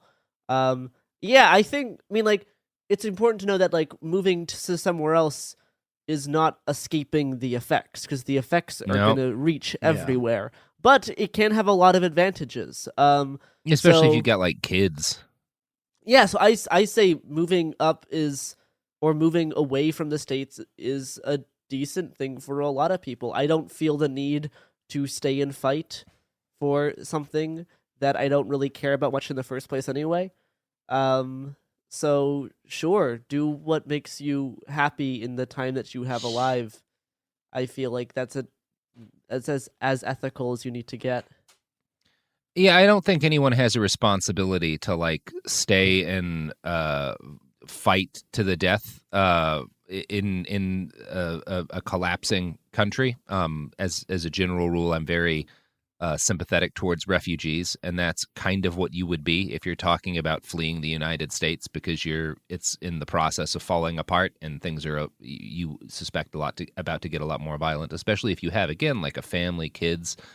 I had options to do that I've chosen at this point not to pursue. But I get why people would, and as a general rule, like I spent once when I was in Bosnia and Serbia talking to survivors of the genocide there in the 90s. I took a train ride from Sarajevo to like a little town near Srebrenica. And during the train ride, I wound up like hanging out with this dude who had been born and raised in Yugoslavia and had been living in Canada since the Civil War. And he like very through in his kind of broken English explained like, yeah, when the war broke out, all of my friends, all of these other young guys I knew were like, well, you know, we're going to fight. And I said, no. And I went to Canada and this is the first time I've been back. And that was the smart thing to do. So I'm not, I mean, if you can get out and find a place that's safer, as Garrison said, like there's nothing I think that inherently behooves you to spend your limited time on this planet struggling, and especially if you've got a family, like doing what you can to put them in a safer position is great. That said, none of it's a permanent or even necessarily a long-term solution. Like the idea of moving to Canada has a lot of appeal, but like if you think that Canada is going to keep being what a lot of Americans see it as the United States collapses into like fascism, well, I don't know how realistic a proposition that really is. And it's the same for a lot of places. Like all of these problems are global problems, and moving geographically, unless you're wealthy enough to move to like some fortified compound protected by contractors in a place that is actually insulated from climate change to a significant extent, does not bring the degree of security you might expect. I do think it is, generally speaking, a noble and positive thing to stay and try to make things better where you are. But I think every like single person, whether they admit it or not, would leave at a certain point if they possibly could. And I don't think anyone owes it to the world to like die in a place that they hate just because that's where they were born. And we're back. Okay. Oh, this is a good one. What tool besides bolt cutters should we all own in a collapse situation? First of all, bolt cutters, that should not be your first pick for a tool.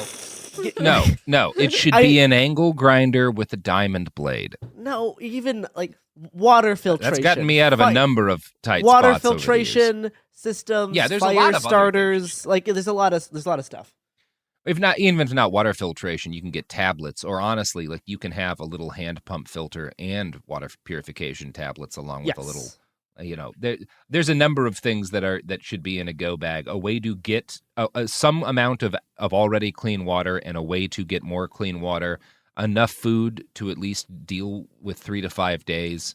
Some rope, a good knife. A multi-tool is even better in most situations. If you don't mind the weight, a belt knife and a multi-tool would be great, or a multi-tool and a little hand axe, which, depending on where you live, might be more useful in splitting wood. A good fire starter, some amount of rubbing alcohol, which is always a handy thing to have on hand. Either maps or batteries for an electronic device that might be able to act as a map. That's all useful stuff. I do keep in the boot of my car generally an angle grinder. I have come into, especially living out in the middle of nowhere, a couple of situations like sometimes somebody has a health emergency and there is a fence in the way. And it has been something that is and is, I think, going to be easier for bolt cutters. Are good at what they do. They also require a lot of forearm and upper body strength that is not going to be as much of an option for people. So angle grinder, not a bad thing to have in any sort of like. It's especially if you're planning a kit like I want to keep shit in my car because the wildfires are coming, right? Well, you're probably going to want a battery powered saw. Because depending on even if you have a very capable off-roading vehicle, everyone I know who does serious overlanding is like, well, you keep a fucking chainsaw in there because sometimes you need to cut wood out of the way and you're just not going to get your car over it. So it really depends on what you're doing and like what the kind of potential threats you're worried about are. But yeah, I think the basics are way to get water, some amount of food, ability to start a fire. Something like a space blanket is useful. If you live in a place where it actually gets cold, you should have a space blanket and a wool blanket or a couple of wool blankets. Yeah, a couple of wool blankets. Because those will retain heat much better. Wool keeps like 80% of its insulating capacity even when wet, and like layering wool and survival blankets can be a really effective way to keep yourself from dying in bad weather situations.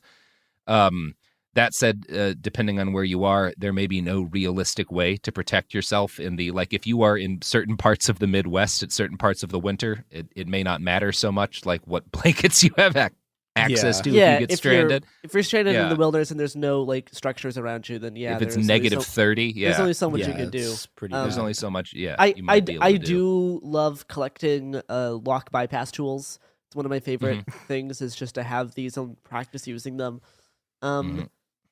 Something I got for when I went to the Earth First Gathering that worked out pretty well was a foldable solar panel that connects to USB. That's enough to keep my phone alive always. So in terms of always wanting a map, this little foldable thing is enough to keep my phone able to have a map, assuming I have cell service. So I was skeptical of how much this thing could work, and it did a decent enough job. It even kept my iPad Pro powered as well. So it had a decent amount of square footage once you unroll it. So that was very useful.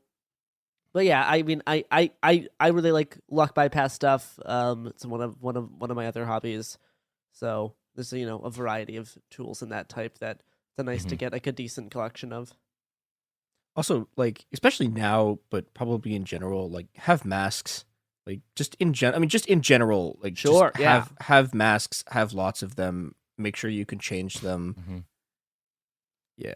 Have a gas mask if that's at all physically fiscally possible for you. Mira is the one I think Garrison and I would both recommend to 99.9%. If you want like a very good gas mask, a really good gas Mira mask, is wonderful. again, all of these kits, there's the kit of like, okay, what is what's necessary? And then there's like, all right, if you have money or if you have time that you want to learn extra skills, what are other things? Like lockpicks. If you're just a random Joe and you've never, like, don't throw lockpicks in your kit if you've never done any lockpick shit. They're not going to help you. But if that is a skill that is worth picking up and that will make you like more resilient. Yeah. And a 14.9 millimeter anti-material rifle. You're always going to need one of those. They stay supersonic at up to 3.5 miles, which is really useful. So definitely, and they're only. You probably aren't going to spend more than $25,000 getting one set up. So it's really for the price of a fairly new Toyota Prius. You could have an anti-material rifle that can pierce armored vehicles at several miles distance. And really, what is more pragmatic a survival tool than that? Ammo for it? It's only like $30 a round. That's just a moderately expensive meal per bullet, Christopher. Do you think that corporations like Walmart or Amazon could become more militaristic as societies? Yeah, I mean, yes. Yeah, I think absolutely. The trend that worries me is Amazon's increasing collaborations with and deeper connections with like the FBI and other kind of law enforcement agencies. The degree to which Target has also, like with the FBI and like with other agencies, because their anti-shrink department and whatnot, they're like the surveillance they've built to stop theft is so advanced. Yeah, they have one of the best crime labs in the whole United States. Yeah. Don't steal organizations from like Target. Tiger Swan, which is a mercenary group that the Dakota Pipeline people, the DAPL folks, like hired to crack down on the Standing Rock protests, and have worked in there's other organizations like that were active during the BLM protests, and kind of I do think we're seeing a paramilitarization of a lot of these corporations in order to protect what they see as their financial interests. And that is proceeding rapidly, and it's not. The thing that I'm not most worried about them like having armed forces, although there will be some degree of that. That's already happened. Like in Portland, in downtown Portland, there are armed, effectively like mercenaries guarding certain businesses in certain areas, like as a result of like, to deal with quote unquote the gun crime or whatever property crime that's raised. But the thing that I think is most concerning is the degree to which they are professionalizing a paramilitary surveillance apparatus. And Amazon has done it to do stuff like crack down on union organizing and whatnot. So yeah, I'm very concerned with that. I think that the dimension of it that's most frightening is not necessarily like the Shadowrun corporations buying armies, but rather corporations buying like intelligence agencies is kind of the thing that I think will actually be the biggest threat. Because in a lot of cases, generally speaking, if I have to deal with an armed security guard or a cop, that security guard is going to be less of a pain in the ass than the cop. Not always, but as a general rule, I'm less worried about security guards than cops, even armed ones. I think another thing that's important to keep in mind is that, yeah, I mean, so there's really like, I really don't think there's a danger that we're going to go back to like East India Company style, like people with mass armies, because it's literally too expensive. Like you can't. It's too expensive, and the armies that exist already do that. Yeah, you don't need them. But I mean, I think that the thing that's like scary outside of the intelligence stuff, which is terrifying, but it's the stuff they do down, like I guess you call it down the supply chain, which is like, like Coca-Cola murdering union organizers with paramilitaries, right? They tend to work through like corporations will back rebel groups, right? Corporations will back in Colombia you see a lot of this, of like you have these sort of like these. I mean, some of them are backed by just directly by landholding corporations. Some of them are backed by just individual large landholders. But you get these like, you get basically these paramilitaries that are sort of the third wave after the army goes in, and that stuff's very scary. And we're probably going to see more of that. And yeah, but I think it's kind of important that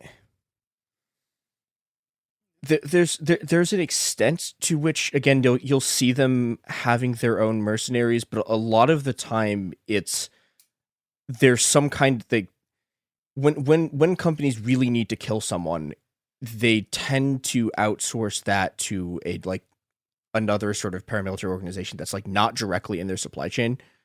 It's like it's not directly under their chain of command. Mm-hmm. So yeah, that's a good and fun time that will probably just get worse. Mm-hmm. Speaking of corporate fuckery or whatever, we're gonna get a Coca-Cola ad. I hope we do get a Coca-Cola ad, because nothing soothes my quench like a cherry vanilla Coca-Cola. Nothing soothes your quench. Did you just say that, Garrison? That's what I said. Those are words that came out of my mouth. We're back. Okay, Robert, somebody had a question about an article you wrote back when you worked at Crack about a woman who was hiding from their family. The end of the article, you mentioned that you haven't heard from her in a couple weeks leading up to publishing, and they want to know if you've ever heard from her again. So yeah, that's a bummer. The pseudonym, I'm not going to use her real name in this, but the pseudonym I used for her in the article was Azame. She was a woman who lived in the EU and was under threat of honor killing from her family, who were from Pakistan in origin, because she was an atheist, was not a religious hardliner. And didn't want to be. And for years, she had kind of hidden that from her family. Like, she'd moved out on her own, but she'd hidden the fact that, like, she had a boyfriend. She'd hidden the fact that she'd, like, played Dungeons. All of this stuff. Like, she played D&D and was, like, scared that, like, that was, like, her dad would literally fucking kill her. And this is a thing that happens. This is a thing that happens in the United States, in the EU. It's a problem with, like, fundamentalist Islam. And that's not the only religion there's honor killings as a result on. But that was her specific situation. One of the things she was frightened about is her family would go back to Pakistan regularly, and she was concerned. She wanted to go because it was her only way to see her grandparents, but she was also concerned that if her parents found out when they went back, they would basically imprison her somewhere where she would not be able to get out and get back to her home, and she would be forced, be married off or something. So she was working with an organization in the country, in the EU where she lived, that helped people extricate themselves. And the kind of one of the last things she told me is that, like, well, the thing she was looking at doing because she was so worried about her dad was a total break, was like one day with the help of this organization, she would just be gone and in another part of the EU and would have a complete break from her life and would completely stop living as the identity she had her entire life. And I never heard from her again after that, after like 3 or 4 different interview sessions. And I still have not. And my hope is that she did the thing she said she was going to do, and she just completely burned that email and every other way people had of getting in touch with her. And she's doing great now, but I really have no idea. I have absolutely no idea what happened to her. So the people want an update on the quest for eel horse. Still no horse. Still have not found an entire horse carcass. But one day it'll happen, It'll happen. Okay. It's gonna be good, Garrison. That gator that I shoved a duck inside and a turkey next to was pretty good. It was great after I dug it out of the pit as you were wrestling people screaming. Well, that's the only way to properly cook it the right amount of time, is to get drunk enough that people have to fight you to remove it from the fire, Garrison. Uh-huh. That's how cooking works. I don't know if you've done much of it in your life. You'll understand one day. This is a question that I find interesting because I feel like it really misunderstands. Not to like insult the person asking it, but that's not what I'm trying to do. Which question? The question is, what population can the post-capitalist world sustain and thrive on with our ideas and concepts? 8 billion, like we currently have, 6 billion, 2 billion, less than 1 billion. Like, how many people are you willing to lose to achieve sustainability? Because I frequent the solarpunk community and are optimistic with proper technology and eco-sustainability techniques we can maintain a population close to what we have now. And yeah, I feel like just the framing of this question kind of approaches our current problems and the solutions we have in a weird way, because I don't think we're not trying to reach a peak population. We're trying to make sure the people that we have enough stuff to live well, and we have that right now. We overproduce everything. We make about 1.5 times as much food as we need to feed everybody, yet there are billions and millions of people who go hungry. So it's not it's approaching this question. It's an allocation issue. Yeah, so approaching this question in terms of like how could the post-capitalist world thrive on our ideas, and like we're not trying to like reach a certain population number. I think going it from that way is kind of a little silly because I feel like it should be the opposite. I don't know why I don't think we need to start with population then go down. The point is look what we have. Here's the people. Let's distribute this like a network instead of a top-down kind of system. Yeah, I think that one of the things you have to, if you're trying to talk about social ecology, one of the things you have to resist is this idea that like overpopulation is any part of the problem. It is not. Not right now. Overconsumption is a problem. But there's plenty of resources. The problem is again one of allocation. And if you were to actually develop a much more equitable society where people were getting enough, one of the things that we have seen demographically all over the world when the level of kind of when the sort of resources available per capita in a population increases is people have less kids. And like I think that, it's certainly good to say that like in a world that is more equitable, the human population will naturally level off and decrease somewhat. But that the thing that's not the same as saying that like we need to decrease the population. We need to increase equity and make sure that people have access to the resources that they need. And also that people who are massively over-consuming aren't allowed to do that anymore, you know? Yeah. That will solve the problems. And scale back all of the resources being put towards useless growth and putting it towards better distribution. Thus, actually, I mean, like, the questioner used the term, like, post-capitalist. I don't think we're going to get to a post-capitalist world, ever. Like, at least not when I'm alive. I don't think, like, a world, no. Will there be post-capitalist areas? Probably. But we're never going to get up there. There's never going to be a post-capitalist world. I don't think that. I also think it's entirely possible that we will reach points that people in the time will not necessarily consider post-capitalist because it will be the same states and a lot of the same institutions and organizations that were there as a kid. But people who were, looking at it from a perspective today might consider post-capitalist because that's generally how change happens. You think you're about, right. Like how democracy increased in the UK, but they still had like a king. It's like when did they? They never really reached post-monarchy, but it's also not the same system that they were run by in like 1400, It's wildly different, and there's much more representation for more people, but that is not, that there's also, you also have your Soviet Unions and your killing of czars and which are which is fine, and I like killing czars, but change happens in a variety of ways, and change can be revolutionary in its effect without being a clear break. Yeah, I'm just trying to think of like how we're talking about like the capitalist world thriving. Like I don't view 8 billion people thriving right now, even with that. Like that's not what's happening right now, and we need to change the way distribution of resources works drastically, and doing that will make everyone's lives a whole lot better, and it will also maybe limit some of the endless growth, and those things aren't opposites. And I don't know how like we can say those things, but the path to getting there is certainly a lot more ambiguous.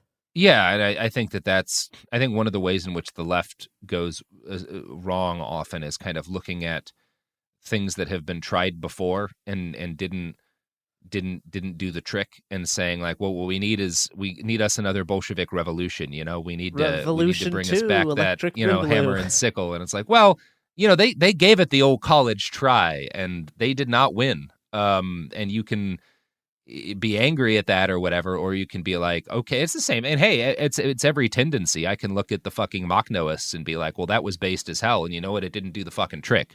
So I think there's a degree of humility that needs to be had in terms of like what actual change that makes a more livable world will look like, and the way in which that's one of the reasons I did enjoy Kim Stanley Robinson's Ministry of the Future is a lot of it is about the end of capitalism in a way that is not it doesn't look like a lot of ends of capitalism have kind of been posited by. There's a lot of strong-arming bankers into like forcing high-level economic changes that put ends to like really extractive systems and whatnot. And it's interesting. It was kind of an imagining of how the transition could begin in a way that isn't commonly talked about, at least on the left. And I thought it was valuable for that. And I think people should be. I think that people can be more creative in how they envision the way that might look than they often are. Yeah, and I feel like this question actually relates to like stuff like dual power really well, because our goal as individuals is not feeding 8 billion people. Our goal is to get a garden enough so that we can feed most of our friends off of stuff that we grew for like the summer, right? Like that's what our goal is to build it from that way, instead of saying like how can we feed New York in a climate sustainable way? That is a very different question than being like, if we want to integrate solar punk and like eco-sustainability stuff into our lives now, because if we don't do it, no one really else is really going to. Let's start with the people you actually already have connections with, because a lot of it is about building like horizontal connections as opposed to defaulting to this top-down system of who has what, who needs what. And this is when we dare to venture into the subreddit. One of the things I see people like critiquing a lot is like, well, they keep talking about like all of these little like home gardening and like canning and kind of these community level solutions, but that's not going to deal with like this massive systemic problem. And it's like, it's not all about that. There's one of the methods in which you can ensure change is keeping you and yours alive and committed on change, and part of that is hyper local solutions also involve increasing your own idea of your autonomy and your own understanding of things like the food cycle, which have an impact on what you like vote for and what you support pushing for on like a societal level, the things that you come to better understand in your daily life. And so getting involved in all of these things, guerrilla gardening and whatnot, has an impact on that. Although I do think people underestimate, like, the largest crop by acreage in the United States by a long shot is fucking lawns, and replacing lawns with either xeriscaping just to increase carbon capture and reduce water usage, or with some sort of food growth, doing a mix of that for the vast majority of like lawn area in the United States actually would be a significant thing on a global level. Recommend everyone the book Food Not Lawns. Yeah, that would not be a meaningless change, and it is something that people can have an impact on, because it is the kind of thing that if it were to get popular enough, there's a Pokemon point, where it becomes a trend. And like Pokemon, if it gets popular enough, it will never die. That's what we say about all of our stuff on our show. If it becomes hit like the Pokemon point, or the NFT point, but I don't think NFTs. No, I don't think Pokemon NFTs is so will... much better than any NFT. Although the day that this drops, they will probably announce the Pokemon NFT game, which will be the final coffin in the biosphere. All of my Pokemons are gone. I've been hacked. All my apes gone. That was my favorite post of the holiday season. Oh, Robert, do you want to give an update on After the Revolution? That was asked a couple times. Yeah, After the Revolution sequel. I'm 3 chapters in. Oh, wow. So it'll be done hopefully some point this year. Garrison has a question on that. Are you going to pay someone else to code the ebook? No. We pay you, Garrison. No. Why would I do that? I don't want to code this ebook. Well, I have to work on the Daily Show now. I cannot code this fucking ebook. We all have things to do we don't want to do. Oh, gosh. Oh. All right. I'm so sorry, Garrison. I'm so sorry. We'll have you code some other people's books just to get the practice in. No. Stop. No more coding. I will not allow it. There are experts that can do this a lot prettier than I can with my. I think Garrison, I consider you an expert now. Oh no. In EPUB coding, I'll put that on my resume. Yeah, absolutely. Well, I think that does it for us today, folks. If you want to follow us on social media so you can watch us promote our own shows again, you can go to Cool Zone Media on Twitter, Instagram, and Happen Here Pod. And wouldn't that be lovely? We get so much more connections through online. That really does warm the heart. I love online. Yeah, and we're doing a Behind the Bastards live stream digital show with Prop on. That doesn't sound right. That doesn't sound like this something bit I'd is agree to so do. not funny every single time. It's not a bit. I'm just dreading it. I'm dreading it too, but we're doing it. Hi, this is Jill Winterstein, host of the Spirit Daughter podcast, where we talk about astrology, natal charts, and how to step into your most vibrant life. And I just sat down with a Mini Driver. The Irish traveller said when I was 16, you're going to have a terrible time with men. Actor, storyteller, and unapologetic Aquarian visionary. Aquarius is all about freedom loving and different perspectives. And I find a lot of people with strong placements in Aquarius are misunderstood. A Sun and Venus in Aquarius in her 7th house spark her unconventional approach to partnership. He really has taught me to embrace people sleeping in different rooms, on different houses, in different places, but just an embracing of the isness of it all. If you're navigating your own transformation or just want a chart-side view into how a leading artist integrates astrology, creativity, and real life, this episode is a must listen. Listen to the Spirit Daughter podcast starting on February 24th on the iHeartRadio app, Apple Podcasts, or wherever you listen to your podcasts. I'm Clayton Eckerd, and in 2022, I was the lead of ABC's The Bachelor. Unfortunately, it didn't go according to plan. He became the first Bachelor to ever have his final rose rejected. The internet turned on him. If I could press a button and rewind it all, I would. But what happened to Clayton after the show made even bigger headlines. It began as a one-night stand and ended in a courtroom, with Clayton at the center of a very strange paternity scandal. The media is here. This case has gone viral. The dating contract. Agree to date me, but I'm also suing you. Please search warrant. This is unlike anything I've ever seen before. I'm Stephanie Young. This is Love Trapped. This season, an epic battle of he said, she said, and the search for accountability in a sea of lies. I have done nothing except get pregnant by the Bachelor! Listen to Love Trapped on the iHeartRadio app, Apple Podcasts, or wherever you get your podcasts. What if mind control is real? If you could control the behavior of anybody around you, what kind of life would you have? Can you hypnotically persuade someone to buy a car? When you look at your car, you're going to become overwhelmed with such good feelings. Can you hypnotize someone into sleeping with you? I gave her some suggestions to be sexually aroused.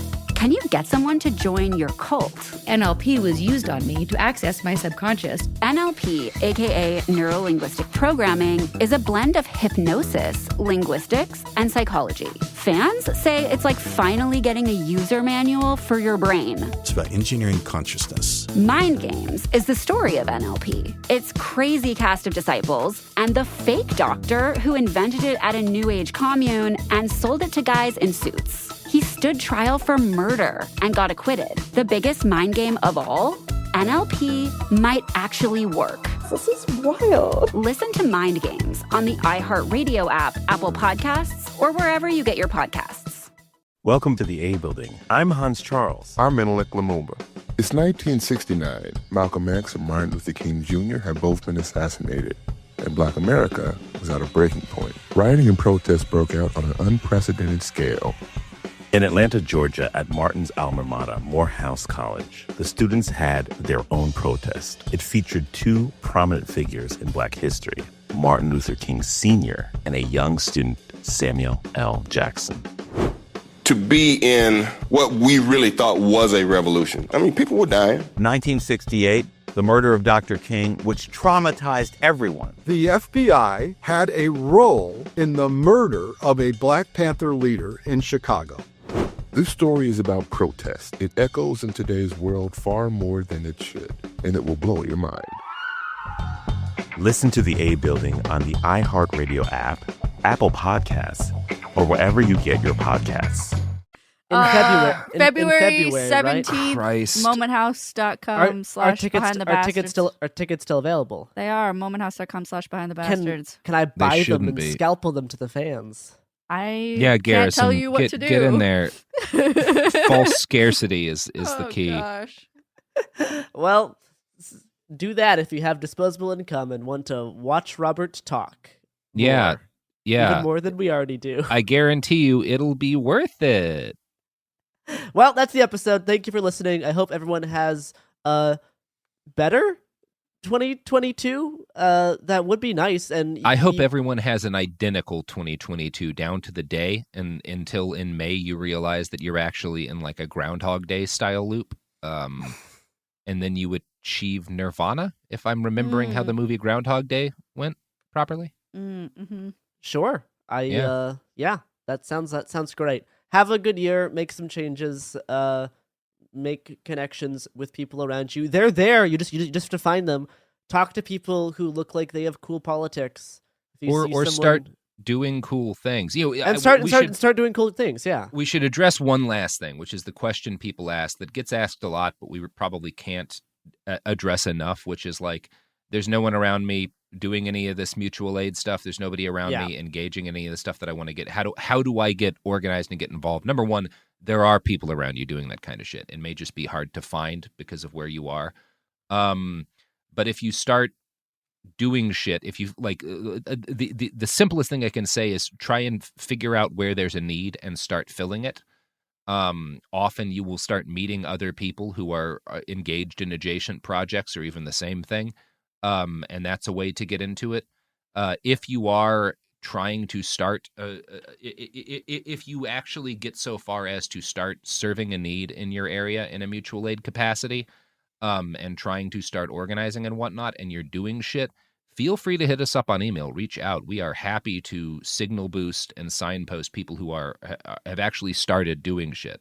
It's one of those things. Please don't come to us. I think this might be a cool idea, but if you start doing shit, and you can provide some evidence that you're doing something in your community that's not currently being done, that is a mutual aid type thing, or even a charitable type thing, if you're doing it, we will try to help signal boost and can be very useful in that capacity. So it's not easy necessarily, especially depending on where you live, but like it's always possible to find a need and fill it, you know?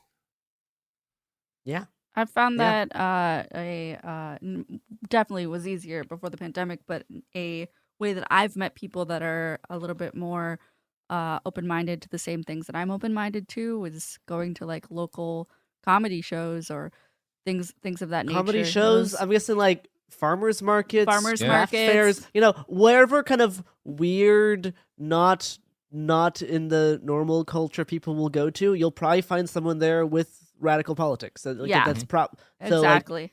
So, all those types of like countercultural, subcultural spaces, you'll probably find someone there who's wearing a back patch that is something like smashed to something, So like, just like you have to, you're not going to find them by staying in your house and scrolling on Twitter. I mean, they're probably not. You have to kind of go into the real world. As scary as the meat space may be.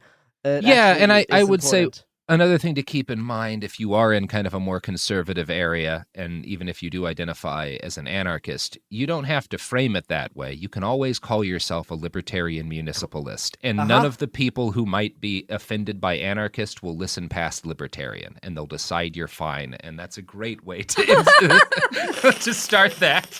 Absolutely. Like, unironically, it means the same thing, more or less. I mean, there's other kinds of anarchists who are, but like most people who say they're anarchists, if you were to call them libertarian municipalists, would be like, all right, whatever. Yeah. Not me. Don't call me that. But I call Chris that constantly. That's it. We'll be back tomorrow, or maybe not. I don't know what day. Probably tomorrow. Probably tomorrow, maybe. Yep. That's what I'm saying, and it's been said. If you say so, bye.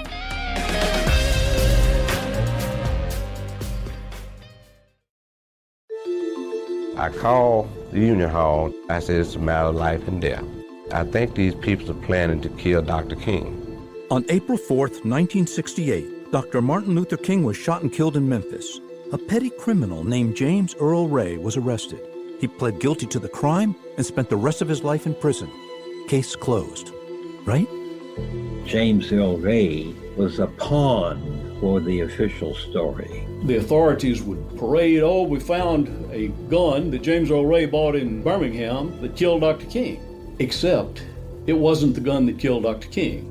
One of the problems that came out when I got the Ray case was that some of the evidence, as far as I was concerned, did not match the circumstances. This is the MLK tapes. The first episodes are available now.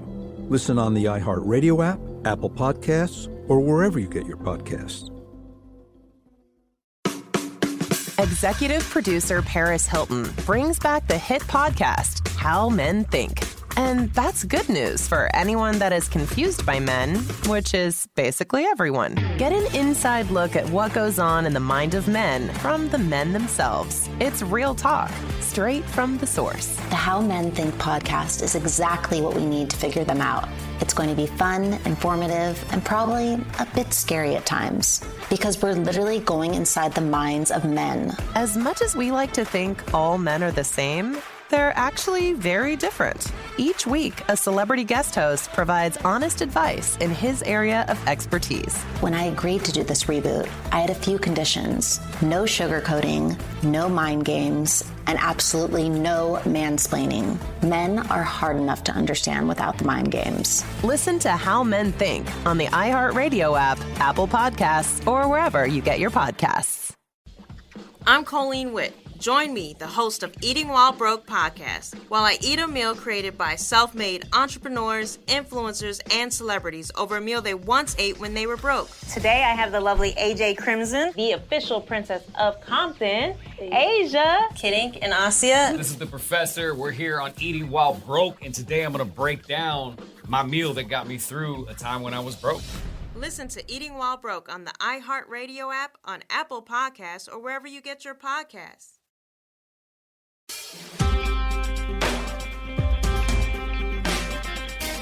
This is going to be shit. This is going to suck. This is going to be trash. Because no one knows what's going to happen. I have not actually come up with a prediction yet. No, so. I'm not I have one. I have one that I came up with before the show. Yeah. Have we opened it? I don't know. We've already started. Okay. So we were supposed to. This is it. Could happen here, everybody. Podcast. Things falling apart. How to maybe make them fall apart less.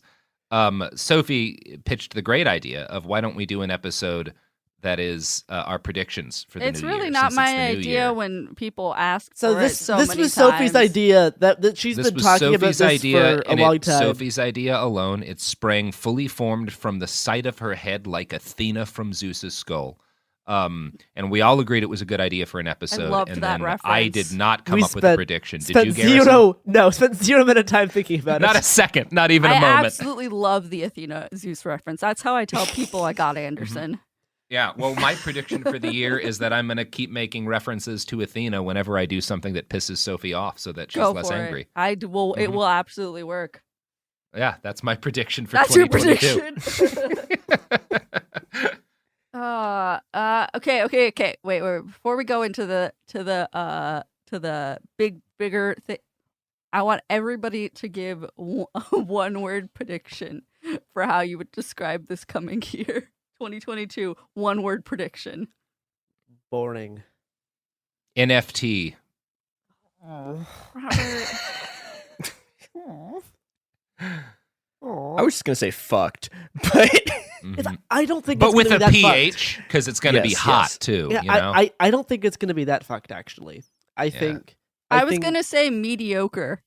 Yeah, I'm foreseeing a lot of blandness and mediocreness. A lot of blandness. Here's a prediction I'll make. I think that one of the things that we were seeing last year, especially in the streets with like the far right being so much more active than the left in a lot of places and in a lot of ways, is 2020 really tired a lot of people on the left out. A lot of organizers, a lot of street level people, not just like, oh, I'm tired, but like, I was injured. I'm fighting charges. My funds were depleted. I couldn't keep going out because I have a family and I had to deal with that sort of shit. And I don't think that energy is back yet, but it always ebbs and flows, and it does on both sides, because at the end of the day, whether you're a fascist or a progressive, people have X amount of energy, you know?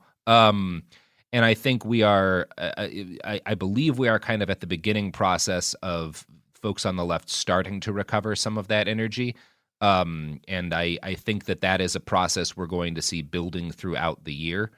I agree with that. Yeah. And it'll be a multi-year process. And I'm kind of hoping 2024 folks are ready to throw down again. But we'll see like where that goes. I do think we might have like a few days of people throwing down in the streets for some reason, like something bad may happen. Obviously, always possible. Like late summer, I can definitely see like a few days in July or August where it's like, oh, is the thing starting again? And it goes on for a bit, and then it kind of peters out. I definitely see that being a decent possibility. Because I think there will be more energy for that this year and more mental ability to do that this year than 2021. But overall, I don't see anything super eventful, and I hopefully this doesn't like jinx anything, and then we get no. I mean, my big eventful prediction is that, and I will explain what this is based on in a bit. I think we are going to see a significant sized urban metropolitan area be rendered uninhabitable either permanently or for a significant period of time in the United States due to climate change. And part of what this is based on is the December wildfires that just destroyed a significant chunk of Boulder, Colorado, right? Yeah. Not talking about like New York City gets swallowed by the waves, but like a place where there's a couple 100,000 people living, they're not able to be for either ever or an extended period of time because a climate-based disaster hits. Yeah. Maybe it'll be a heat dome type thing. Maybe it'll be like a wet bulb event. Maybe it'll be fires, obviously always possible, hurricane, tornado. You know, we saw enough just in the last couple of months in terms of those like record hurricanes that killed like 100 people in the South, or the fires sweeping Boulder right now. And again, fucking December. But I do think there's a pretty good chance we see something like that this year. I think my big one is that, I mean, okay, so the obvious freebie is that we're going to cross 1 million COVID deaths, or like the official count. We've had more than 1 million already. Baby, USA. The official count will hit it. That's the freebie. The not freebie is that that's not even a prediction. That's not even a prediction. Like, that's cool. Like saying I think it's going to be warm in the summertime. Yeah, like, and warm in the summertime is probably like a bigger gamble at this point than. But very, very warm in the summertime. Mm-hmm. Yeah, but I think the real thing is that like there is never going to be another lockdown in the U.S. Never. Like you. Oh like, God, no. The president of the United States could die, and there would be no lockdown. Like, and this is and I think this is a result of I don't know. I wonder what you think. This is my thesis for what was going on in 2020 was that like I actually think the Liberate Wisconsin stuff, I think that actually worked. Like those remember in 2020 there were all those giant like a bunch of people showed up with guns to Capitals. Absolutely, it worked. Yeah, it worked, and it was like, but they did terrorism the very usually thing. Works. It's a very effective way to get things done. Well, but and I think there's an important lesson here though, which is that like, so the state will never, like, very very rarely will the state ever like directly like they won't immediately back down, right? What they'll do is like they'll make an enormous show about how they didn't grant any concessions, and then they will grant concessions. Or like, this is the thing with the riots, right? It's like, okay, people are talking about like, why do we not? There's not going to be any more stimulus checks, right? And the reason there's not going to be any more stimulus checks is because nobody's rioting, and like, what kind of stimulus checks you get if a couple of targets get redacted. Yeah, like, if you burn down another police station, we will get more stimulus checks. It's just that you have to, there has to be another police station burned down.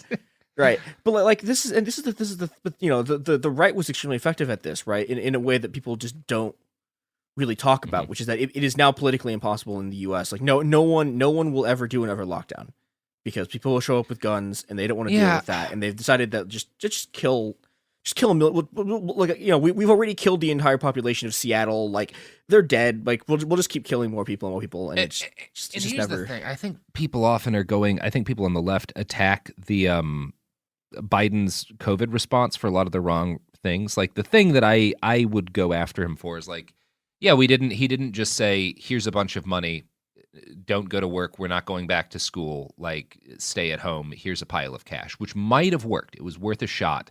But past that, a lot of this was beyond, by the time he came into office, the the armed militant cultural movement against the idea of COVID precautions was so advanced that like, what more could have been realistically done other than trying to give people enough money again to actually stay home, which again is the thing I think it's most fair to attack him on. Like, okay, I mean, I'd say this shit's beyond Biden in a lot of cases. Yeah, but I don't like.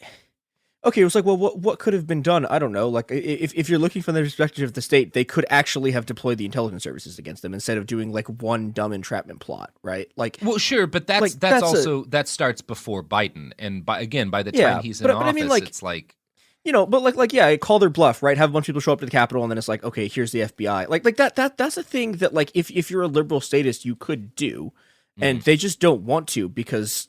Like partially they don't want the conflict, and partially because it would look really bad for them heading into the midterms. It would look really bad, and also I think this is less the FBI is kind of much more centrist in terms of their politics as an agency. But like when you talk about a lot of federal and state aid, yeah, most federal and state, like I don't know that they can rely on them. Like and they don't know that they can rely on them. Even the FBI is like, yeah, they were using the Proud Boys as informants, like against anarchists, like so yeah, like they're not. Like, I have an appreciation. What I will say is I have an appreciation for the fact that by the time Biden was in office, it may have been an unsolvable problem, which doesn't let him off the hook for things that were objectively bad decisions, like not doing shit for stimulus, like pushing to open the schools, like, you know, a number of other things that he's done, but also like, if he had done all of the right things, we still might be at exactly this death toll because there are cultural issues here that were very advanced by the time he took office. And I do think, like, it's whatever. I'm not saying this to let Biden off the hook or support the Democratic Party. I'm saying this because people need to have an accurate conception of the problem. And the problem is so much deeper than what a technocrat could have handled by making smart policy.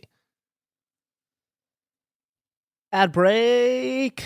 Yay. A break. And we're back. From outer space. Actual prediction, Republicans will win the Senate. Mm-hmm. Yeah. Which seems pretty... Like, I think there's a decent chance Democrats can keep the House, but I'm pretty sure the Senate's going to go back to the Republicans. I mean, they are damn near in control of the Senate as it is. But I do believe that's going to happen. And let's see, does not seem, that's not that far-fetched of a thing. And I don't know, there'll be some other kind of tech fuckery.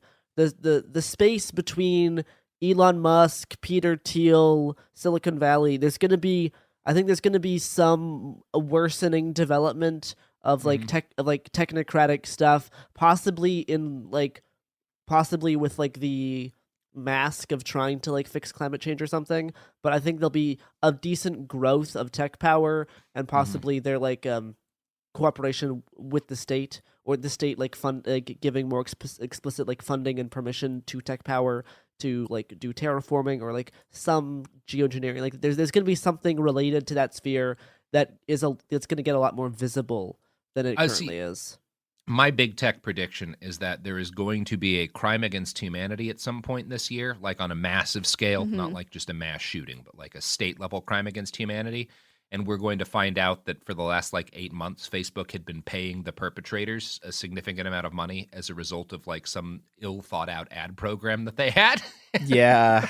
Like we're going to leap to Facebook actively funding an ethnic cleansing. Because somebody thought up some sort of affiliate program that was not well conceived. That's my fun tech industry prediction. My fun tech industry prediction is that Jeff Bezos will increasingly become the most cringiest man in the world.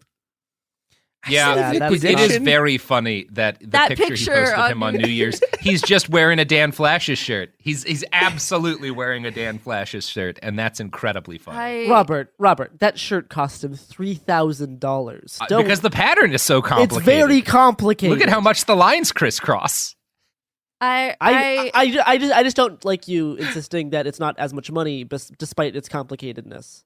That photo was my version of a holiday card I sent it to everyone I know.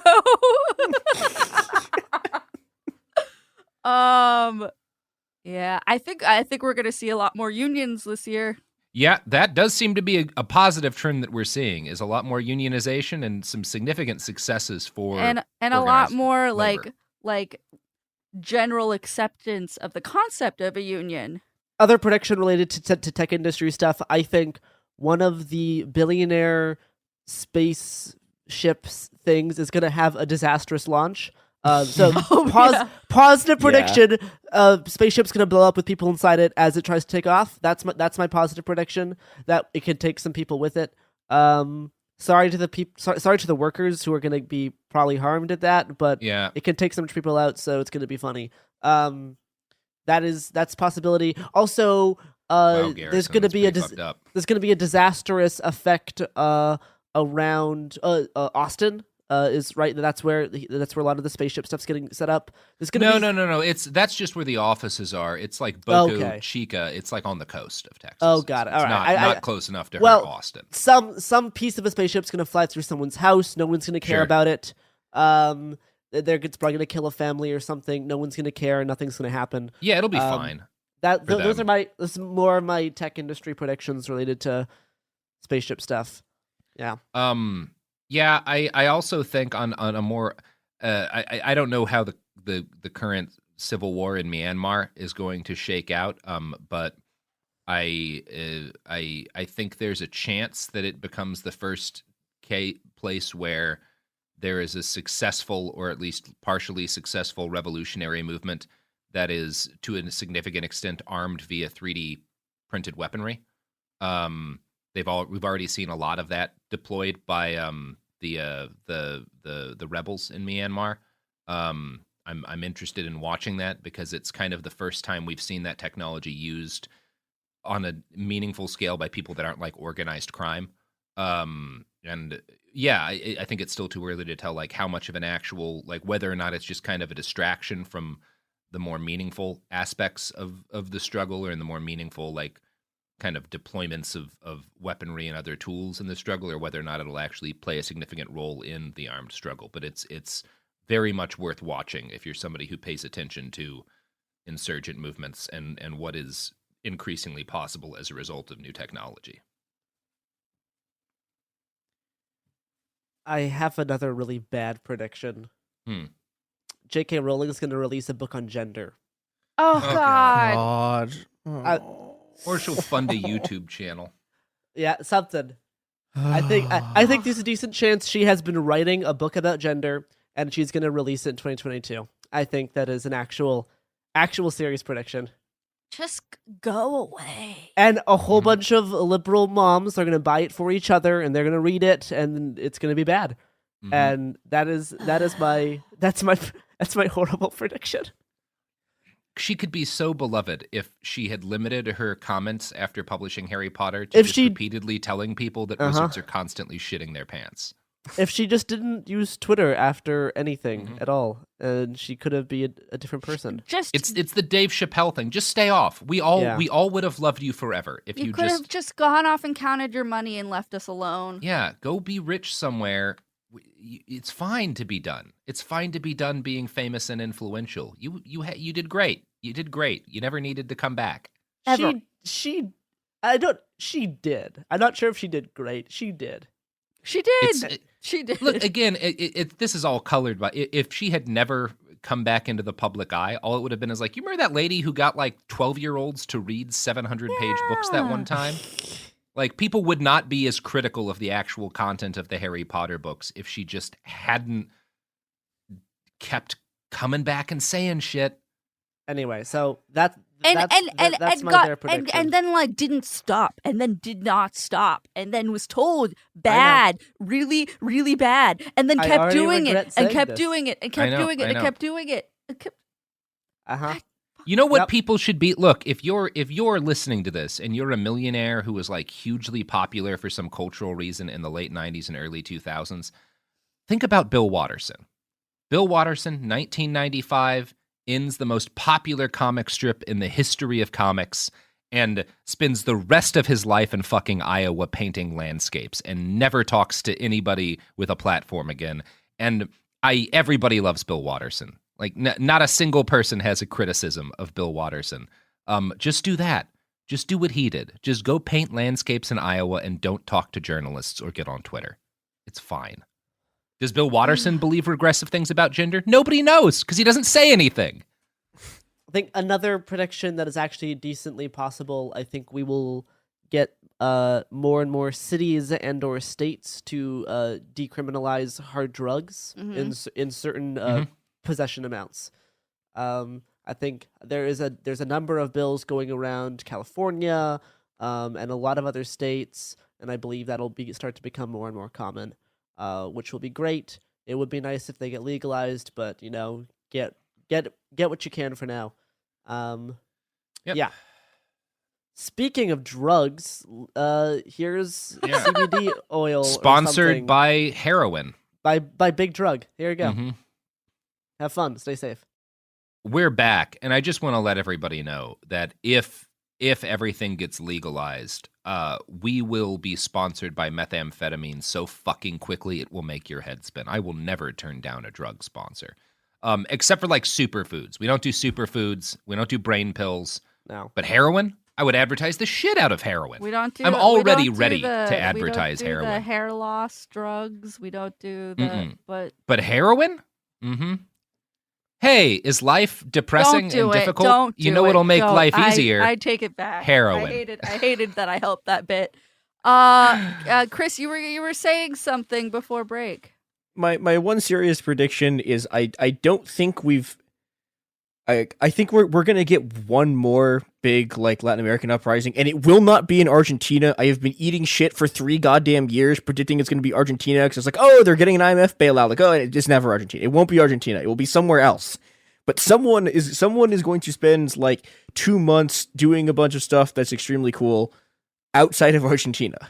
I kind of think I don't know. I'll be interested to see what happens in Brazil because it's hard to get a sense for the exact numbers, but there's potential there. There is potential there. With what's happened in Bolivia and what's happened in Chile, there's momentum in exciting. The broad area. There's some exciting. I will say, there's like enormous protests in Brazil like all the time. Oh yeah, like, sure. There's like massive. It just hasn't sort of like it hasn't turned into like everyone fighting the cops and like and I don't know if it will because like I don't know. I mean, this is my vibes based interpretation of it, but it feels like the Workers' Party has enough of a handle on the protests that they're not gonna sort of like explode because the PT just wants to win its election and get out of Bolsonaro. But well, yeah, and I mean the possibility of any kind of like actual revolutionary insurrectionary thing relies heavily on like that path not working for people. Yeah, like they're not being that kind of safety valve. Well, I mean, I say this: if they arrest Lula again, like, I don't think Bolsonaro. I think there will be Bolsonaro fires. will die in his own shit. Like, yeah. That might happen even if his party stays in power. I mean, that's true. He's actively dying as we record this episode, which is very funny. I got, as a result of one of our ad campaigns, several Aura picture frames this year, and right now we're loading one up that's just pictures of sick Bolsonaro to keep in my living room. I love So that. anytime I walk past, I can look at Jair Bolsonaro hacking up a lung or having shit sucked out of his nose from a tube. I will say, my one more like very fast prediction about this is that Kissinger is going to live. He's not going to die. Oh, damn it, Chris! God damn it, Next Chris. year, Fuck you, Chris. I allowed myself to hope for about 8 hours, and I think he's going to live. Sad, but maybe I'll be wrong. I don't know. It would have been pretty cool if Betty White's last action had been some sort of take anti-Kissinger out jihad. Take out Kissinger. Yeah, she becomes the most loved American in human history. Like goes out just like jumping out of an airplane. Like yeah, she parachutes into Kissinger's house with a flincing knife. I'm gonna say in Colorado, Oregon, or Washington, we're gonna get our first safe drug injection site opened. I know they've I been think very there's a pretty good shot of that, yeah. They've been very successful inside different parts of Canada, specifically Vancouver, Vancouver, BC, and I believe one of those 3 states is going to get the first one. I hope it's all of them. Yeah, if you want to support some of those people up in Canada, go to Heroin Mart and buy a Shoot Dope, Fuck the Cops hoodie. Mm-hmm. Yeah, but safe drug injection and ingestion sites are have been very good at preventing deaths in Vancouver, BC, and there's just a good idea in general, and I'm really excited at the prospect. They're an incredibly good idea, and they also, if you're trying to again talk about this to conservatives in your life, they're cheaper than just letting people be addicted to drugs on the street because people don't steal stuff. Also, when their heroin's free. Also, they won't have ridiculous medical bills that get paid by the state. And they're more likely to seek treatment, even if you don't mandate that, especially if you don't mandate that, because as a rule, people don't like having problematic addictions to drugs. And if they can deal with their immediate needs and also know that there's help available, they will often choose to get help. So, and I think I have one more actual prediction, is that a new Matrix video game will be announced, and that is all of my predictions. Oh, we should probably talk about Matrix 4 briefly. That's what the people want, Garrison. It is what the people want. And for the record, this is going to be controversial because some people have no taste, but we both think it fucking ruled. It is fucking dope. Possibly the best Matrix film. It was really fun. It's very good. If you think about it for any amount of time, it gets very good in the way it addresses the system's power to incorporate revolt as a part of the system, which was already teased inside Matrix. As a monetized aesthetic, Reloaded. But yeah, like the Matrix using the weapon that wants to find you against you, and the Matrix weaponizing all of your ideas against you, is very good. I know Lana put a lot of thought into this, particularly around who she is, how she's developed, and how her work has been turned against her and what she believes. Both by like the people and also like corporately, in terms of like achieving the correct amount of meta that it's not useless drivel while still actually being aware of what it is. I think was done well. I know there's some people in like the postmodern thing who think it doesn't go meta enough, and I think that's nonsense, because if you go if you point out that pointing out revolting against the system is part of the system, then you've lost everybody. Like no one cares, because you can add on those layers endlessly and it's just drivel. So I think they got the correct amount of meta while then not abandoning that idea, but moving it on, being like, you know what's more important than being meta is making friends and finding human connections, because going through the world like this isolated, like Thomas Anderson is when he's in the Matrix, as a game designer, a big part of that problem is that he's very isolated, and the whole point is like, no, you need to find friends, find connections, get have people around you to build a network and actually start like loving other people is really one of the only ways out of this looping cycle and layering of matrices that we always live in. It's a wonderful film. I could talk about it for hours, but we could do a whole podcast that's just talking about why we enjoyed Matrix 4. But it's pretty fun, and the only thing I'll add to that is a lot of people, fools is what I call them, are angry at the fact that it ended with the Brass Against cover of Rage Against the Machine. It was so good.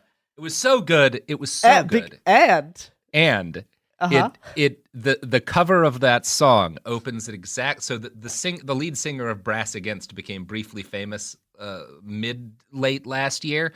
While playing that exact song on stage, she urinated into a fan's mouth, and the song the cover that ends The Matrix starts at exactly the moment where she peed in that guy's mouth during the live show. And I am certain that Lana Wachowski was planning to use the original Rage Against the Machine version of that song. And then that news dropped and was like, well, let's get these Brass Against people. I want the piss song. One other thing I want to mention, my theory, is reflecting on the analyst as a character and how he relates to kind of the meat space argument and how digital systems and algorithms and social media operates. If you listen to him talk, and within the whole context of the film, I think there's actually some more insightful points than what you might originally suspect around like social media, and digitalness versus. Hi, this is Jill Winterstein, host of the Spirit Daughter podcast, where we talk about astrology, natal charts, and how to step into your most vibrant life. And I just sat down with a Minnie Driver. The Irish traveller said when I was 16, you're going to have a terrible time with men. Actor, storyteller, and unapologetic Aquarian visionary. Aquarius is all about freedom loving and different perspectives. And I find a lot of people with strong placements in Aquarius are misunderstood. A Sun and Venus in Aquarius in her 7th house spark her unconventional approach to partnership. He really has taught me to embrace people sleeping in different rooms, on different houses, in different places, but just an embracing of the isness of it all. If you're navigating your own transformation or just want a chart side view into how a leading artist integrates astrology, creativity, and real life, this episode is a must listen. Listen to the Spirit Daughter podcast starting on February 24th on the iHeartRadio app, Apple Podcasts, or wherever you listen to your podcasts. I'm Clayton Eckerd, and in 2022, I was the lead of ABC's The Bachelor.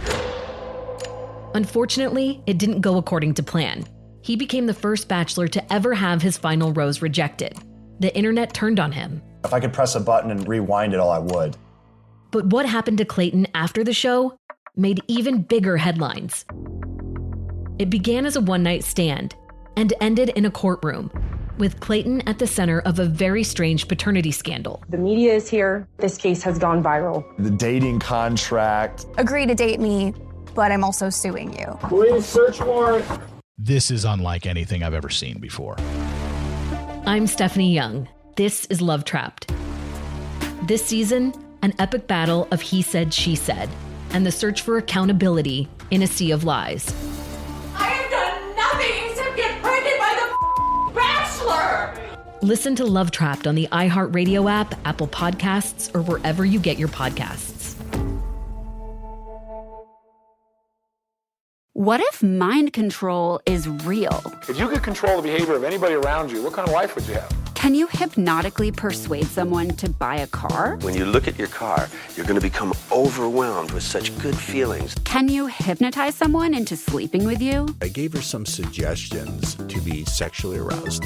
Can you get someone to join your cult?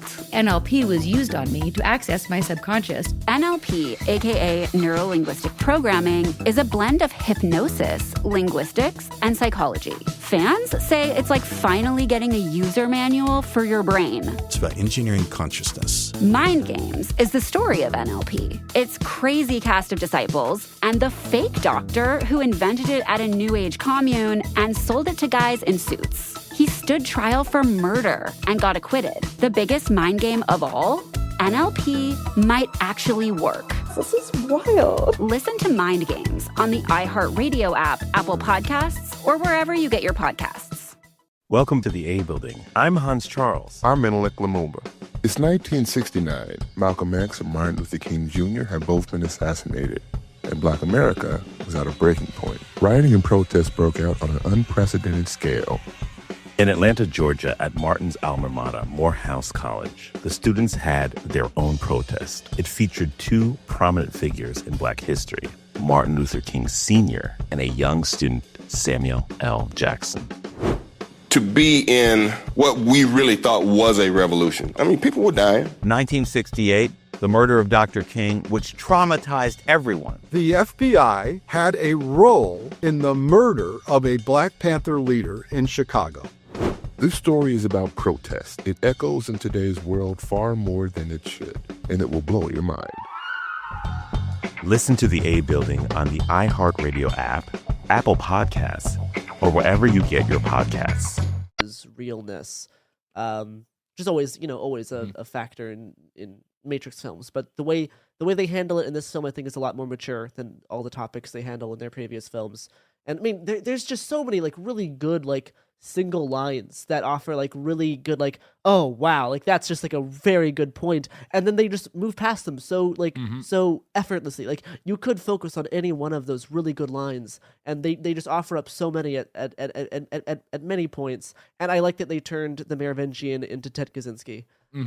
It's just fun. At the end of the day, it's just actually really fun, and it doesn't feel exactly like the other movies in the series, which No. is what I want. I don't like reboots. I wasn't a fan of the Star Wars reboot because it was like, I've Star seen Wars this again? movie. Yeah. I like that a lot of the action in this movie, right up until kind of the end, feels perfunctory and like Lana, like kind of saying like, I don't care about this part anymore. Like I've done the guys fighting agents in bullet time.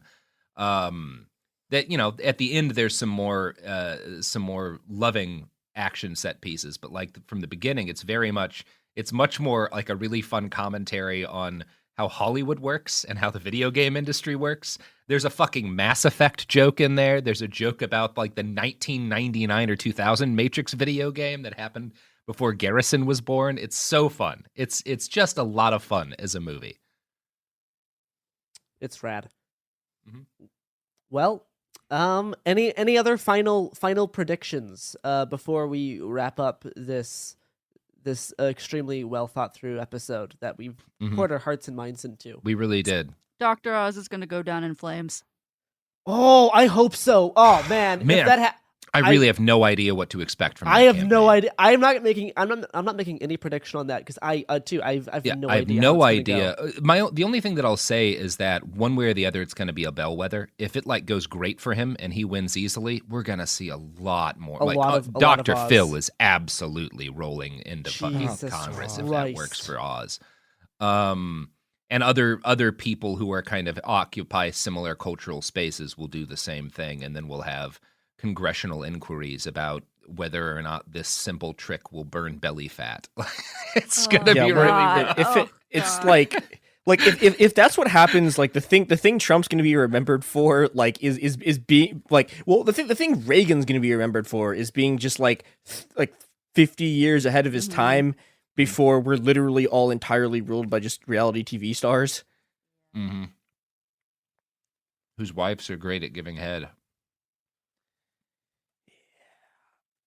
Did everyone already forget the Nancy Reagan throat goat discourse? Yes, I understand the Nancy Reagan throat goat discourse. Everyone was so exhausted that yeah. If you didn't catch this, it's a very well-known secret and has been for like 50 years that back before they got married and probably after, Nancy was famous for giving the best blowjobs in Hollywood. As Garrison tosses the cat every single episode, so I disdain this discourse now. Yeah. 2022! It's a year! We're in it. Okay, my last prediction is I actually do think this year is going to suck slightly less than 2021 did. Yeah, mediocre. Now, this is probably the big one I'm going to eat shit on, but like... Hopefully. Something you don't good is going to happen Hopefully somewhere. You're right about it. Sorry. Yeah, I'm hoping. I think that there's a decent chance that it's better. It's at least in some ways. The climate stuff, as it nearly always will for the foreseeable future, will keep getting worse. But yeah, I think there's actually a chance that COVID will get better, not because of any policy decision, but because Omicron, literally 90% of human beings in the world get it, and those that survive, COVID stops passing on as much, which is kind of vaguely speaking what happened with the influenza and other epidemics. I will be probably foolish in making one more prediction that is like around the fall we will not see spikes as big as we saw this last year. I do think there'll probably still be some, but I do think the numbers are going to be generally trending down. After Omicron hits its peak, just because how many people will get infected and how many antibodies plus vaccines will be circulating. And how many people have already been who don't take the vaccine will already have like died off. It's I do. We're not think, saying like, that to be like flippant or to be like no, it's good but it's like it's, that's what's just happening. What the world and is that you have. fucked. Yeah, it's the world that we live in. I hate it. But I do hope, and I do hope, and some slightly predict that we'll have less spiking numbers around this next fall and winter as we did this current fall and winter season. I wouldn't mind ending on a note of appreciation for the fucking booster, because we got it, you and I both, Garrison, as did most of our friends, and had just a shitload of COVID flying around us this holiday season. COVID was everywhere. I love my lot booster. of infections, and we were fine. Fine. I have One of my friends got COVID, and her mom, who they live in the same house, has not gotten COVID because they're wearing masks and they got the booster. So for all my friends that did get COVID that were boosted, the booster the vaccine did its job.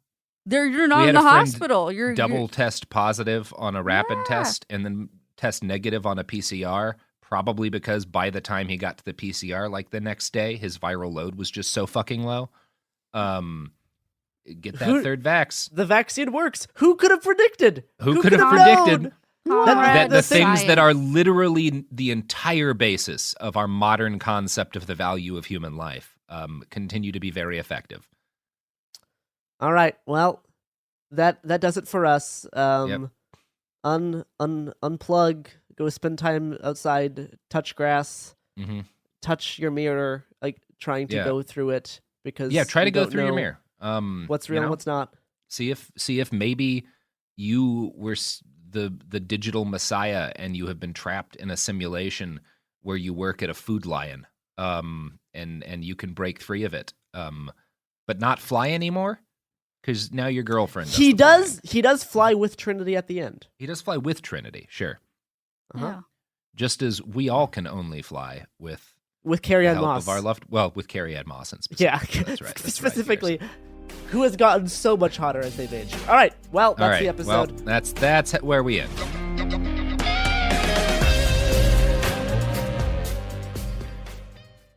The Black Effect Presents features honest conversations and exclusive interviews. A space for artists, everyday people, and listeners to amplify, elevate, and empower Black voices with great conversations. Make sure to listen to the Black Effect Presents podcast on iHeartRadio, Apple Podcasts, or wherever you get your podcasts. Here's to the great American settlers. The millions of you who settled for unsatisfying jobs because they pay the bills and, you just kind of fell into it. And it's like totally fine. Just another few decades or so and then you can enjoy yourself. Of course, there is something else you could do if you got something to say. You could, start a podcast with Spreaker from iHeart. And unleash your creative freedom and spend all day researching and talking about stuff you love. And maybe even earn enough money to one day tell your irritating boss as you quit and walk off into the sunset, hey, I'm no settler. I'm an explorer. Spreaker.com. That's Spreaker. Hustle on over today.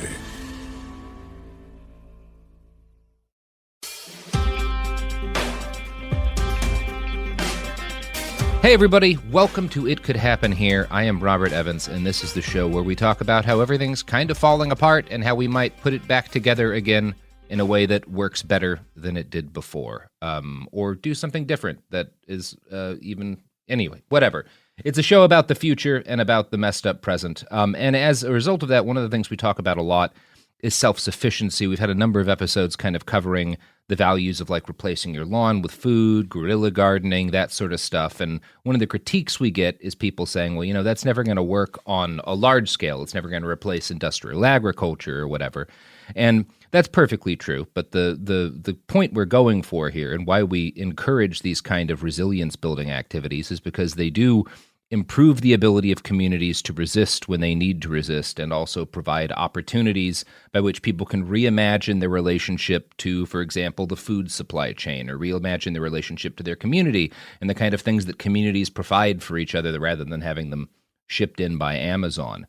And when we start talking about that, when we start talking about improving community resiliency for things like, a general strike or even potentially more radical stuff, one of the big issues that any community has to confront is not just food, but medicine. I do, and I'm sure a lot of other people have friends who cannot survive without medications that are very reliant upon existing supply chains, and to some extent even the stability of the government. Getting your insulin, getting your medication for whatever kind of disease you have that needs constant medication. There's a bunch of different reasons why people are reliant upon the medical supply lines and upon the kind of pharmaceutical industry. And that's one of the big, when we talk about building more resilient communities, one of the big hurdles to jump. Well, today, my guest is someone who is working on bridging some of these problems. His name is Michael Laufer, and he is the founder of an organization called the Four Thieves Vinegar Collective. They are biohackers, and they are working on cracking certain pharmaceutical medications to allow individuals with resources that are generally available to people who are not rich or pharmaceutical companies to produce life-saving medications. The number one thing you would have heard of from Four Thieves is the EpiPencil, which we'll talk about in a bit. But first, Michael, thank you for coming on the show. Thanks so much for having me. It's exciting to be able to chat and talk with you and all the people surrounding you who are trying to just unfuck things a little bit.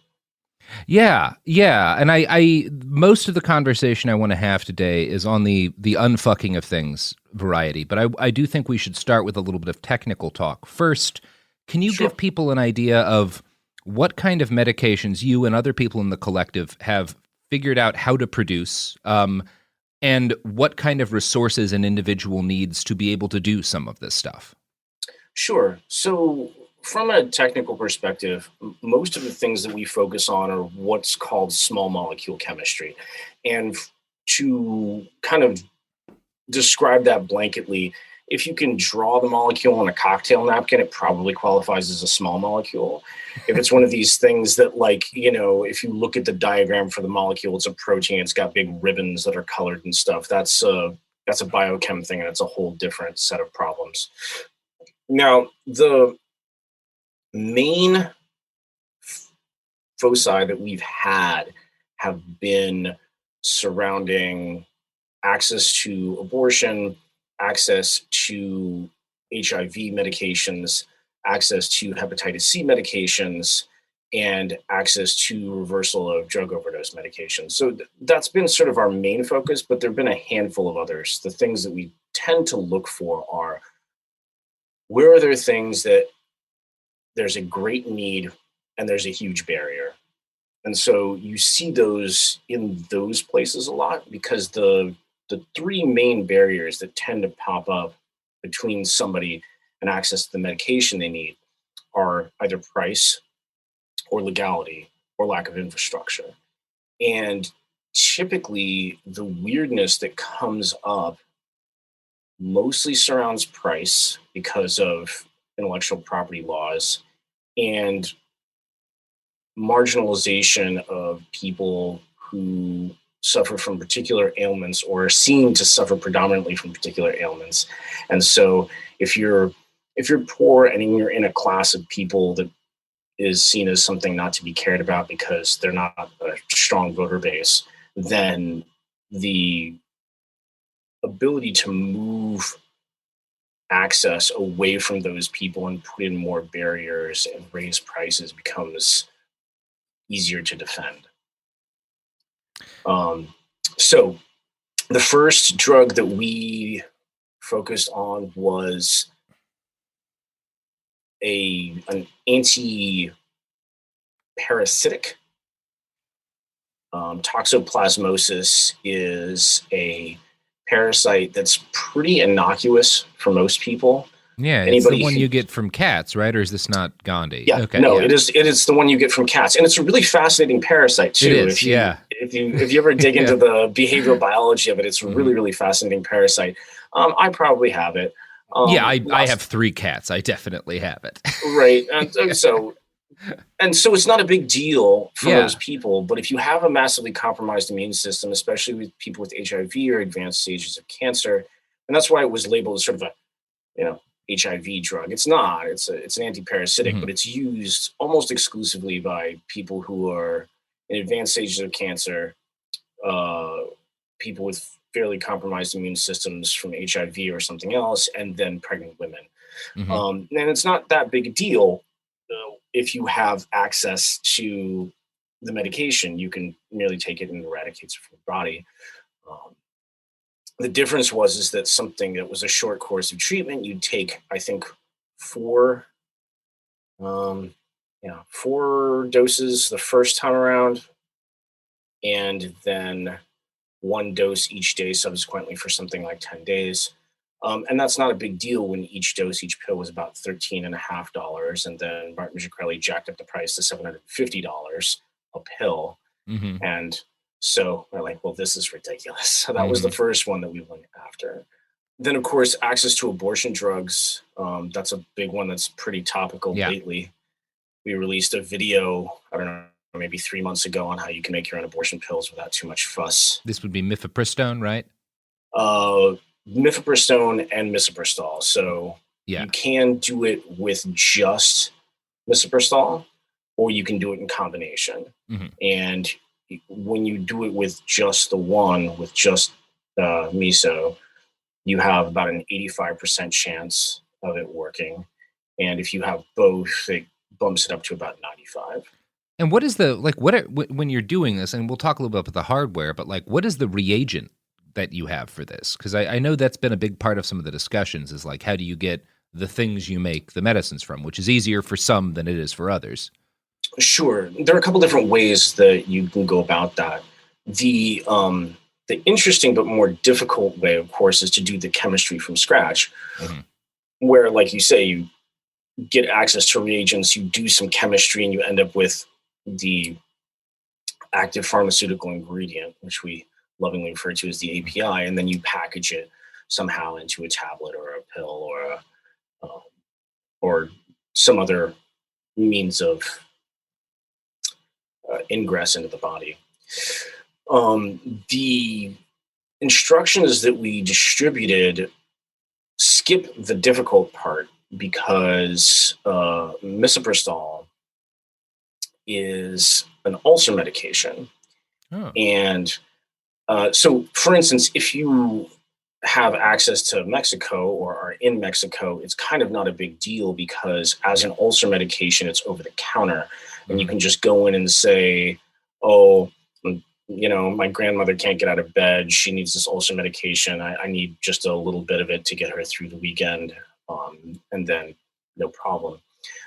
Not so easy in places where it's a little more controlled, like the US. However, one amazing trick when looking for medicines, access to medicines that are generally blocked from people that the existing power structure tries to disenfranchise from access, is you look and see if it's similarly used for other classes of person or being that the infrastructure does care about.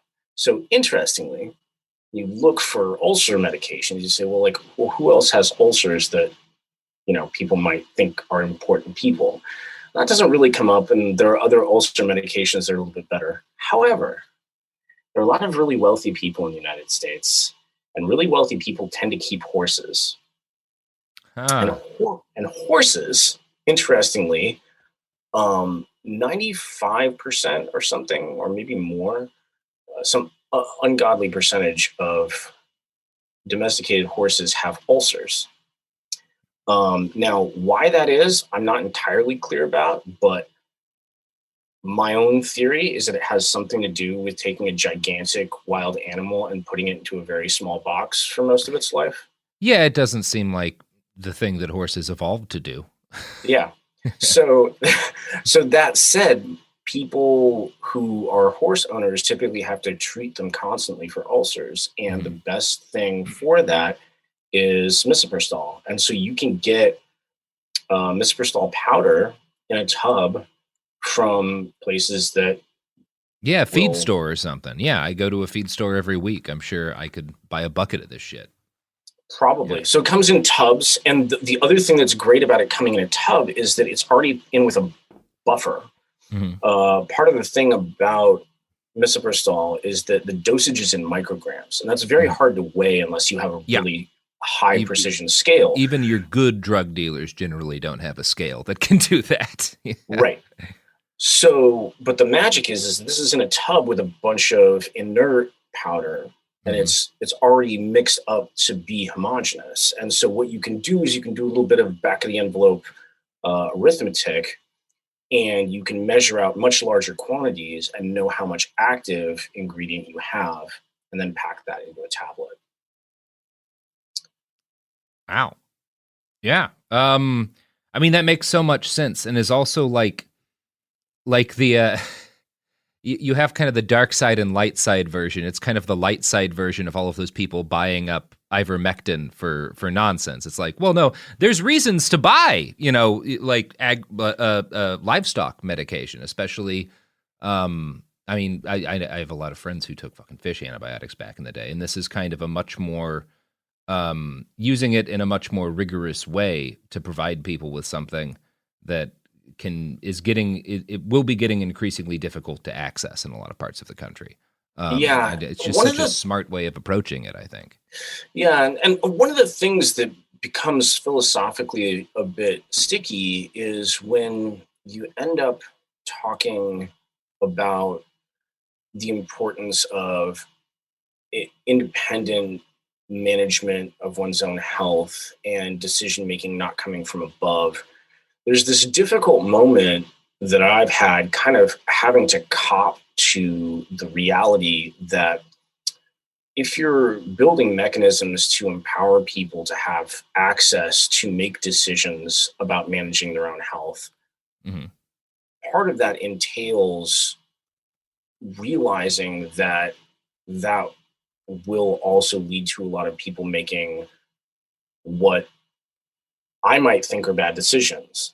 But that the important thing is that it doesn't matter what I think, that people should not be controlled by other people. And if they make bad decisions, that sucks. And hopefully we can help that, but not lamenting the importance of, or not backtracking, not having some sort of retrograde regret about offering more access, even if people misuse that access to mismanage their own health. Mismanagement of health happens no matter what, right? It happens constantly, and people will ignore things that seem like they're bigger problems and don't get them addressed.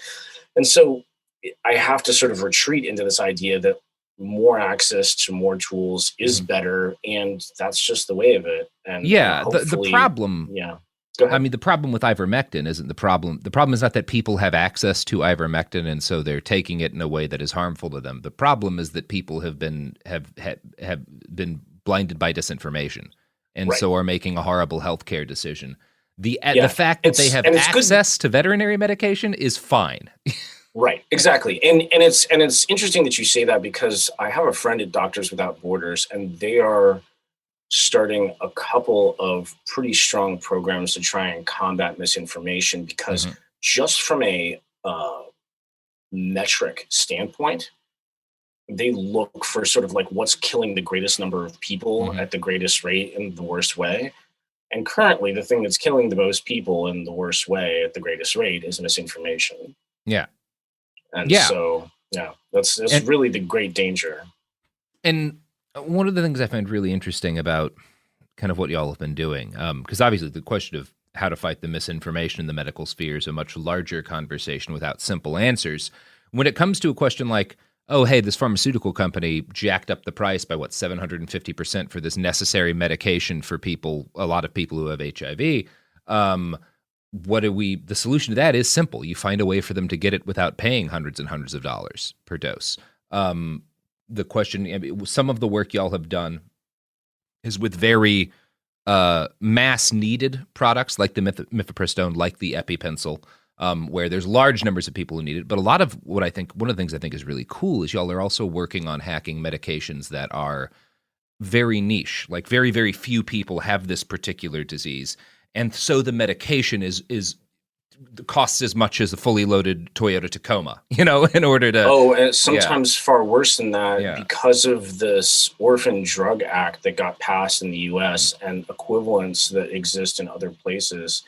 You have all of these allowances that are granted to people who invent, I put in air quotes, because really they just purchase the rights to it. These orphan drugs where when you talk about controls, it's kind of the most tragic incidence of that entirely, because what's happening is you've got somebody who has a very rare disease, and in many cases you have something that's the difference between somebody who just cannot function and they're dealing with their life kind of moment to moment. They're mostly cared for, and if they have access to a particular medication, then they can go through life in a fairly normal sort of way, where they don't need to be in assisted living, where they can do sort of basic things for themselves. And that seems so much more predatory. Mm-hmm. I mean, it's important, of course, to look at things with that macro lens as well and say what can do a lot of good for a lot of people. But then the sort of micro ethical lens needs to come out from time to time and say, all right, well, here's something that only affects a few 100,000 people across the world, but these are people who could just go through life normally if only they had access to a little bit of medicine. Yeah. And the only reason that they don't is because of misplaced avarice, or all avarice is misplaced because of avarice. Yeah, and you're providing individuals, or a way for people to help individuals who have this problem and who couldn't possibly afford this because they don't have healthcare or something, a way to deal with these illnesses. And oftentimes, like even people who are insured don't get the medication that they need, or don't get it at an affordable rate because it's not seen as critical. Yeah. It's like, oh, well, there's a solution that's not as good, but it's much less expensive, so that's the only thing we're going to cover. And so, yeah, and you're saying, well, it should be your decision whether or not this is something you want to treat this way, and this is a way, if you have access, or this is a way for you to kind of, as you've been saying, like take your health care and your ability to get medication into your own hands and produce the things that you need without needing to beg an insurance company or GoFundMe $85,000 or whatever. Yeah, those GoFundMes break my heart so much. Yeah, it's especially bleak. when people say, "Oh, look how great somebody got the money that they needed," and I say, "Look, I am happy that people get health care, but this should be entirely unnecessary." And the fact that this comes up is criminal. Yeah, we can as a species produce this shit for less than the cost of like a lamp, like why isn't this available? Now and that's what I think is kind of so powerful about what y'all are doing, and is that so often we kind of get stuck in this, like, the horror of how bad healthcare is, of how fucked up the pharmaceutical industry is. And then we get our relief from that in these stories of people like crowdfunding so they can get their medication. And what you're saying is, well, what's actually much more inspiring than that is people just finding ways to make what they need. Again, kind of the most popular is the wrong word. The most press y'all have received, I think, is for the EpiPencil, which is an EpiPen is a device that you take that is used when people are going into anaphylactic shock, which is when they have an allergic reaction that will kill them if untreated, generally. And you inject it into your muscles, or generally, like, an EpiPen does the injecting. You just kind of put it in place.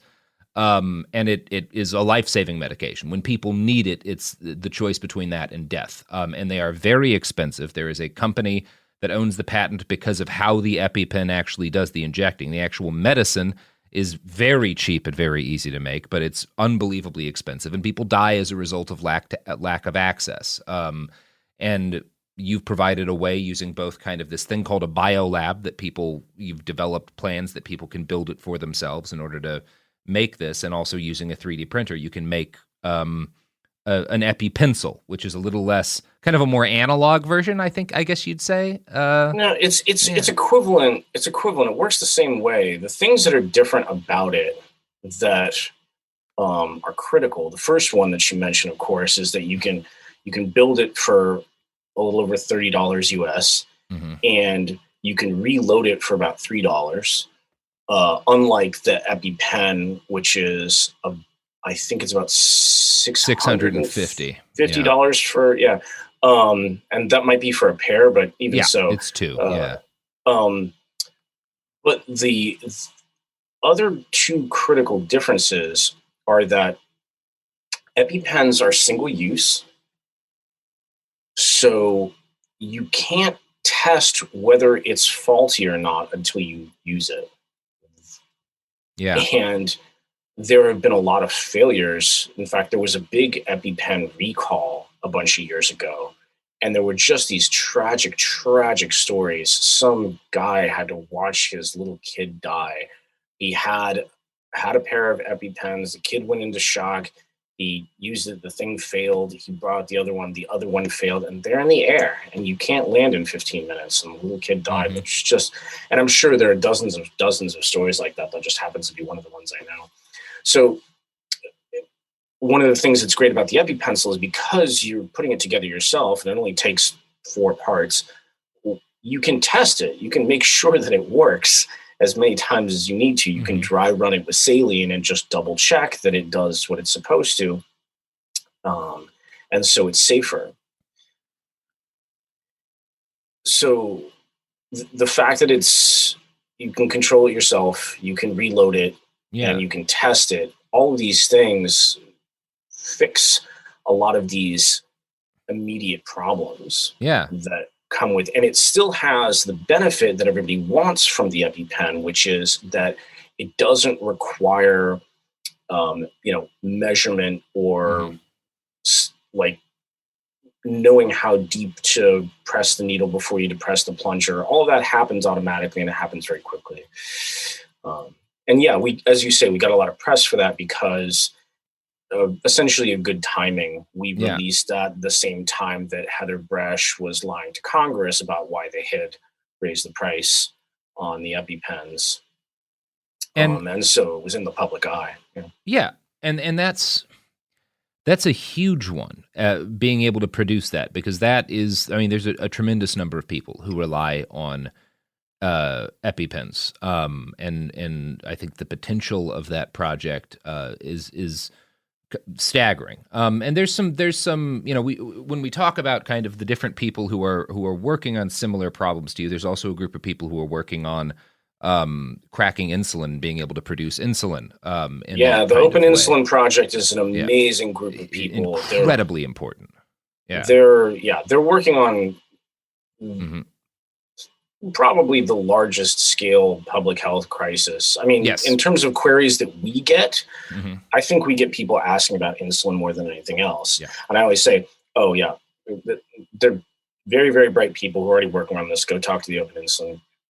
And they're just amazing.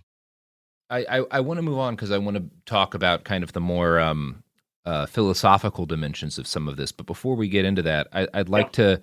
So, one of the things you and I have been talking about a little bit behind the scenes is I am not a technically savvy person, but I want to try, and I'd like to be able to produce an EpiPencil. I want to understand this at kind of and potentially be able to contribute in a more direct sense, in part because I'm curious, how doable actually is this for, I consider myself a pretty normal person when it comes to technical understanding, right? I'm reasonably handy, but I'm not a chemist. I have no prior experience 3D printing or anything like that. What is required in terms of financial investment, and what is kind of your general estimate in terms of time to get up to, a kind of the level where you can start learning how to do some of this stuff? I think the barrier to entry is pretty low, depending on how you want to start. As I said, there are different avenues to doing it. You can, of course, one of the greatest hacks, if anybody listening to this doesn't pick up anything else, here's the best hack in terms of getting access to medication.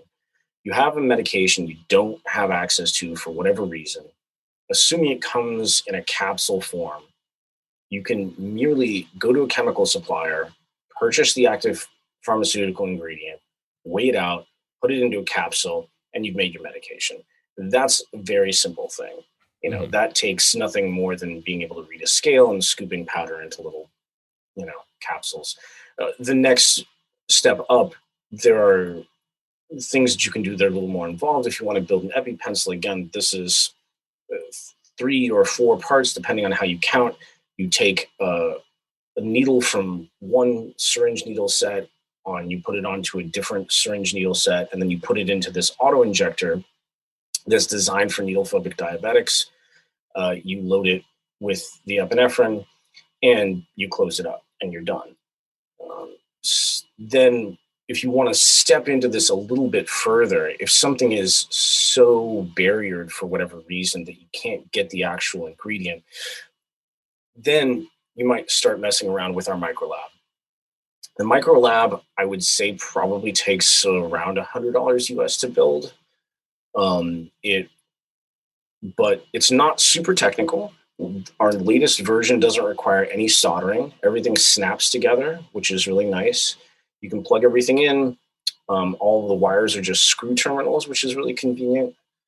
And it takes some time, and you do have to load some code.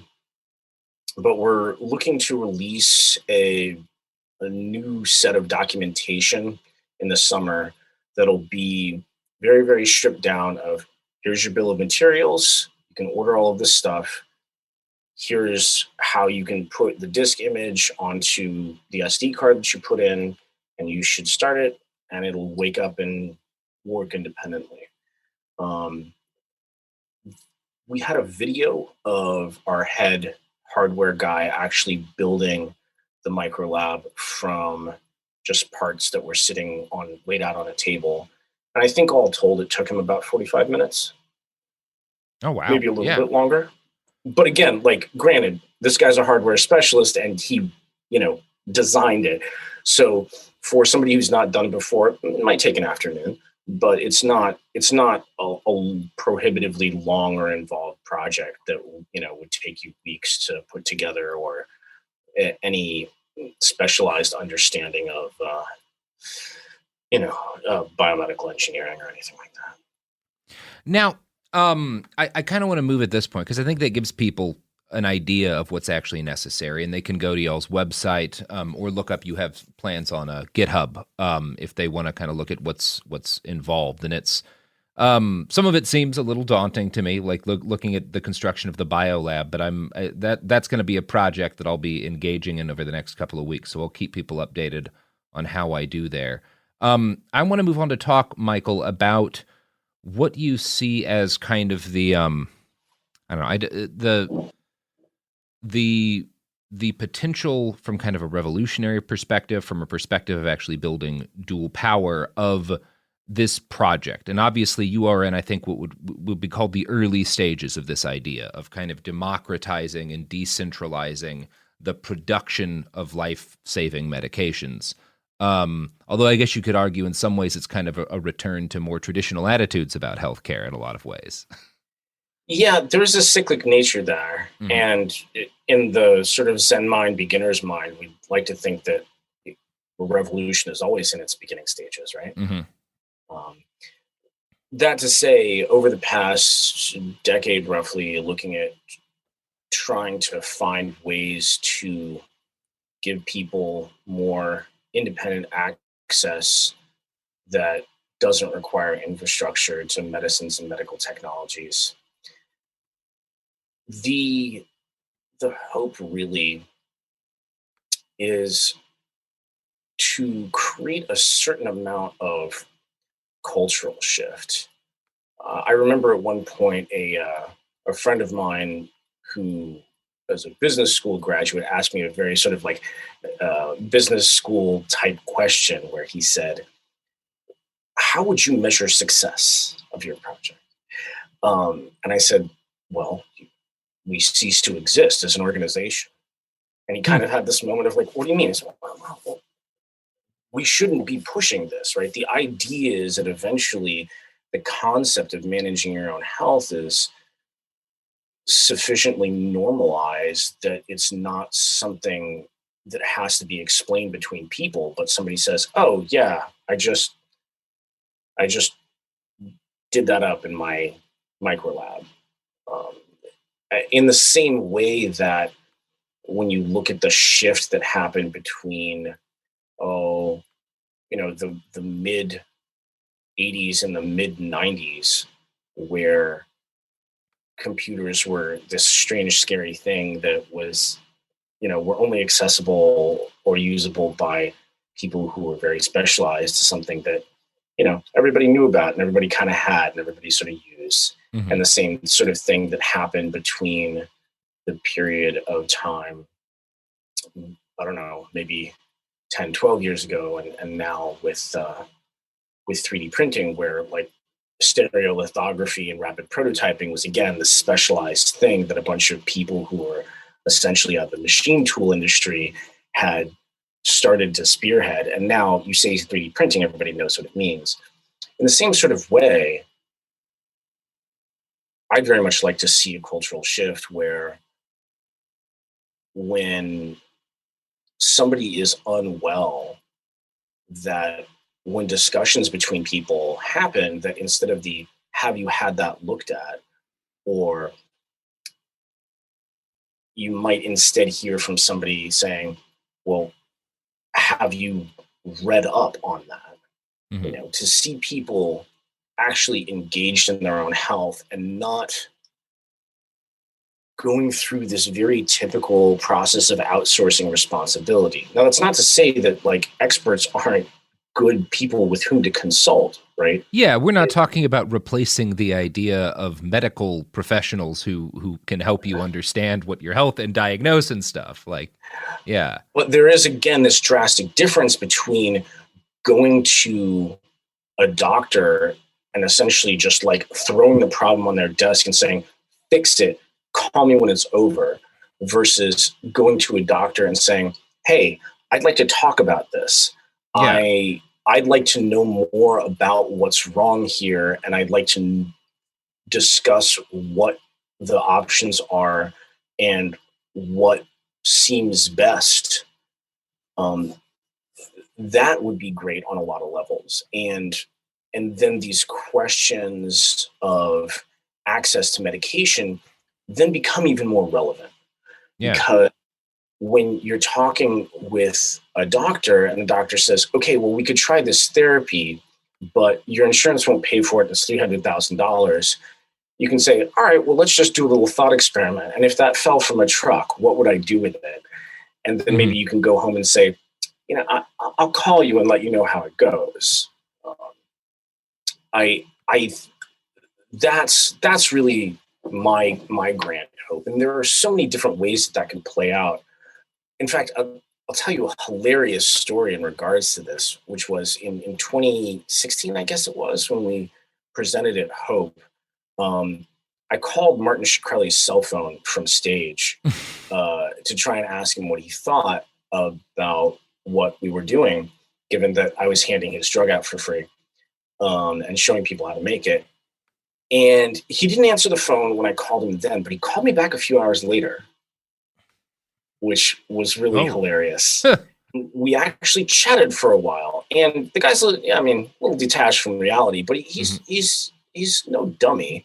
And when I sort of described what we were trying to do with the microlab, he had some interesting insights, and he said, yeah, one way I can imagine that working really well is if somebody with a little more knowledge of pharmaceutical medicine were to maybe build one of these and serve a small community.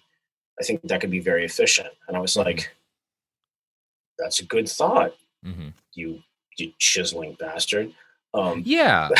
I mean, there's a degree to which that's kind of how I see the most realistic potential. This is not every individual making all of their medicine, but kind of like, we had during the fires last year when our local and state governments during the heat wave this year, like completely shat the bed. We had different mutual aid collectives do things like we are providing people with like, oh, it's a blizzard. We're providing people with firewood. We are providing people with cooling stations because of the heat. We are providing people with, they've just fled their houses. We have kits that have food and basic necessities so they can get through.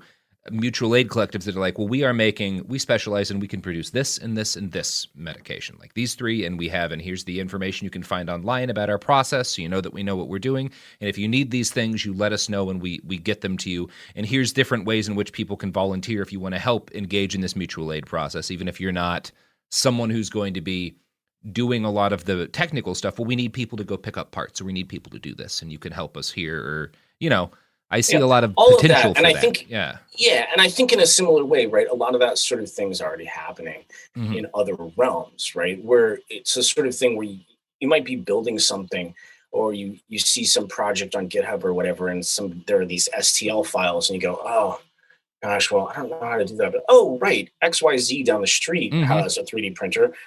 I'll go ask her. She's really good at making these things. And you say, hey, look, I have this thing. Would this be difficult to print? And with their experience, they can kind of look at it and be like, no, that shouldn't be too hard. I have some time this weekend. Maybe I can make that for you. And in the same way, if you say, hey, it looks like I seem to have this rare infection from whatever, or I have this odd condition.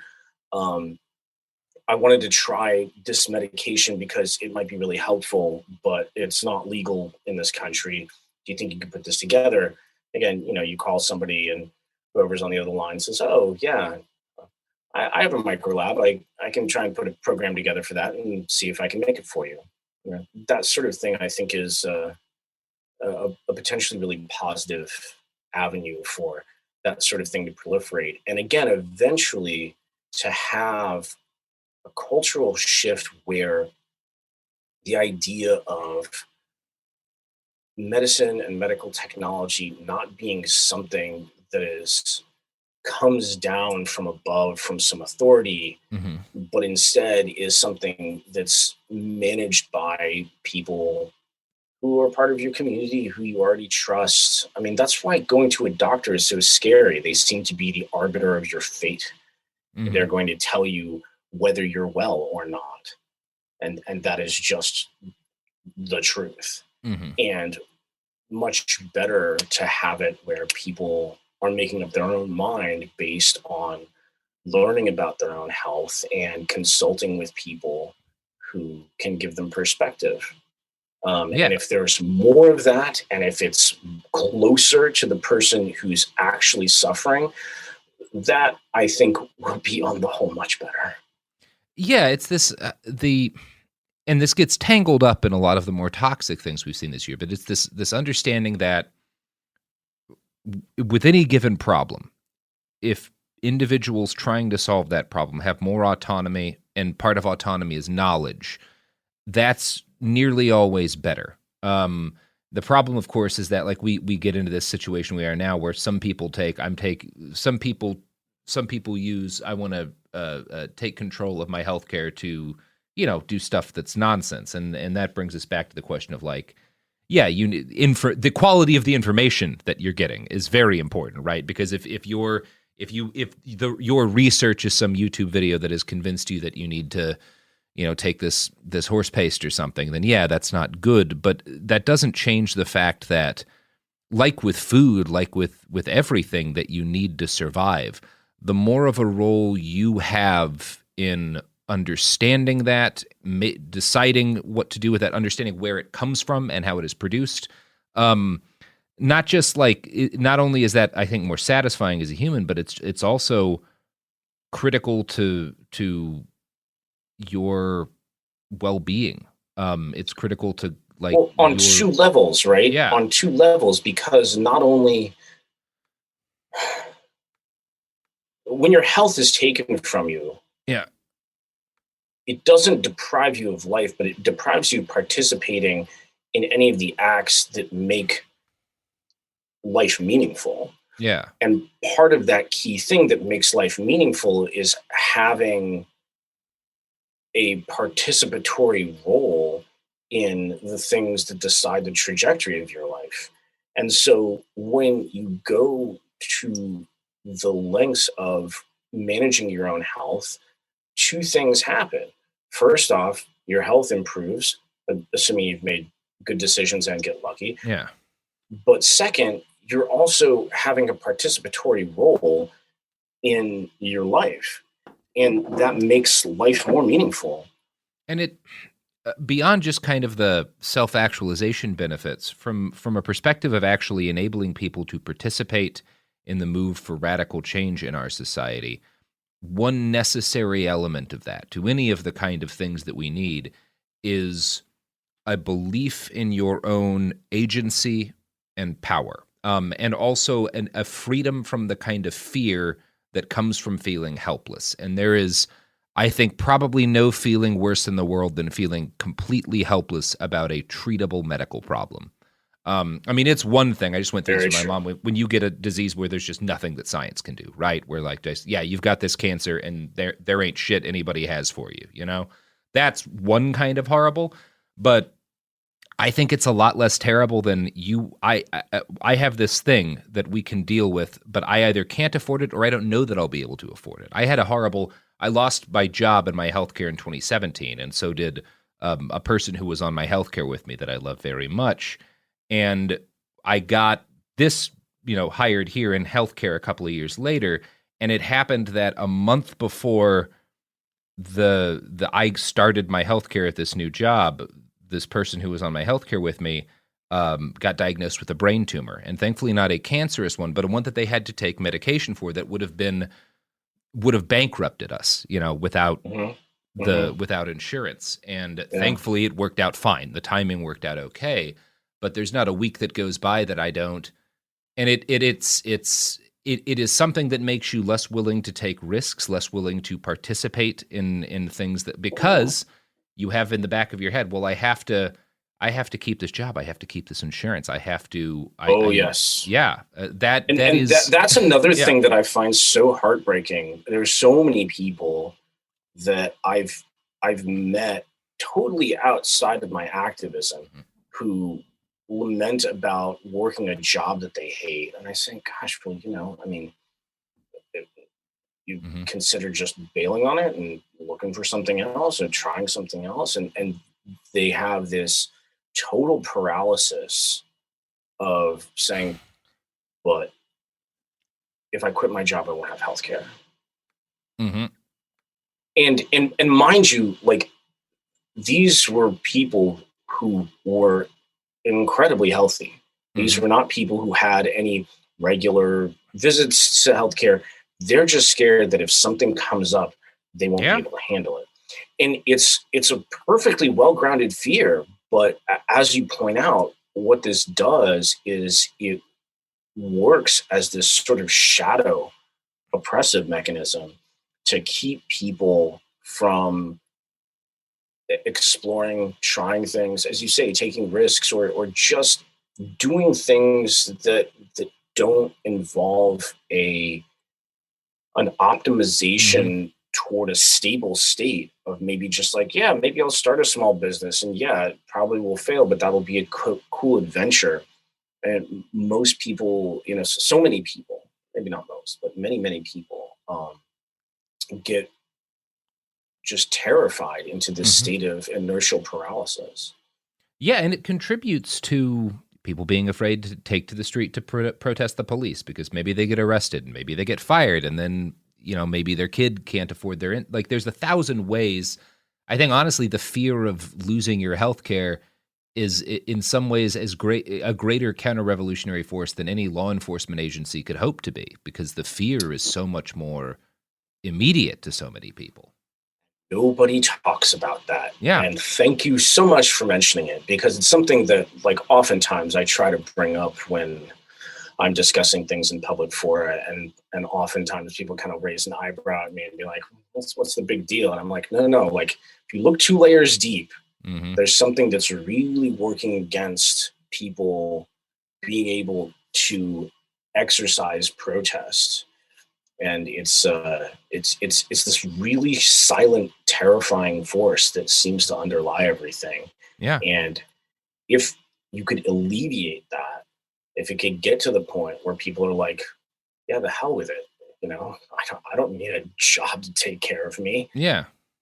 Then all of a sudden, so many possibilities just blossom in the mind.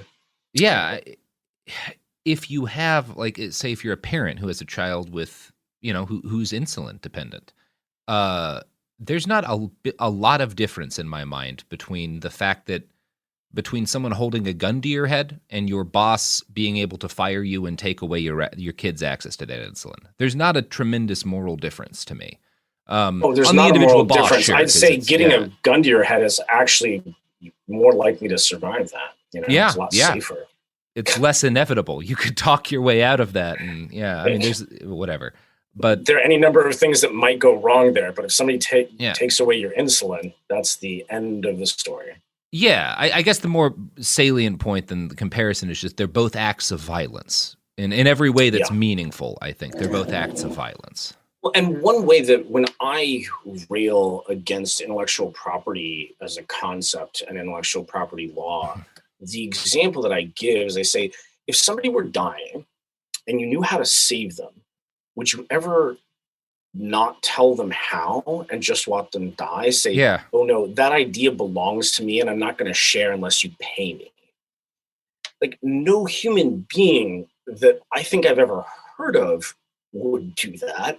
Yeah. And yet this happens every day because we've sort of carried these questions of copyright into patent, and despite the fact that they're hundreds of years old and not applicable anymore, assuming they were ever applicable, and people just die because people say, oh, well, we can make more money if we do it this way.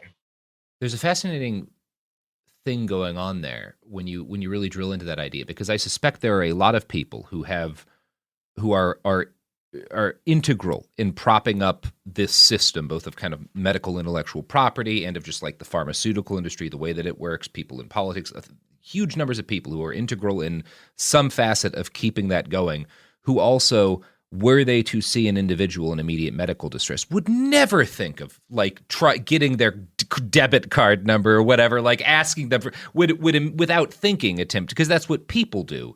And this is where we get into kind of some of these more philosophical anarchist ideas about what hierarchy does and what these structures do, because structures enable people to participate in evil that they never would as an individual.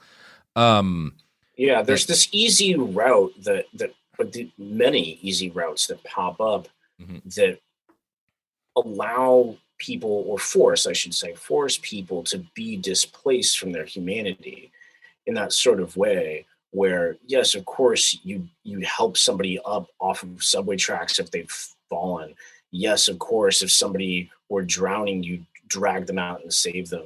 And yet, just because it's a degree removed and it's mediated by an agency, suddenly it's so easy to forget and ignore and be sort of complicit in. Yeah. And I just to go back around to what Four Thieves is doing and what y'all are doing, it's one of the few projects going on right now that fits what my idealistic 19-year-old brain thought the internet would be 16, 15. Like when things were newer and a little less like, oh, this like one of these days, this kind of shit's gonna happen. And that is, I think, that's not without value from, again, a revolutionary perspective. The fact that it is pretty rad, you know. I will not deny the fact that it feels good. You know, I think that. I think that we all grew up with that sort of hope and belief that we were going to open these new doors and there were going to be these new possibilities, and things that we had been reading about in science fiction were going to become real. And there's a great satisfaction in not just witnessing your childhood dreams become realities, but actually, having a hand in it. There's something quite satisfying about that. I will admit.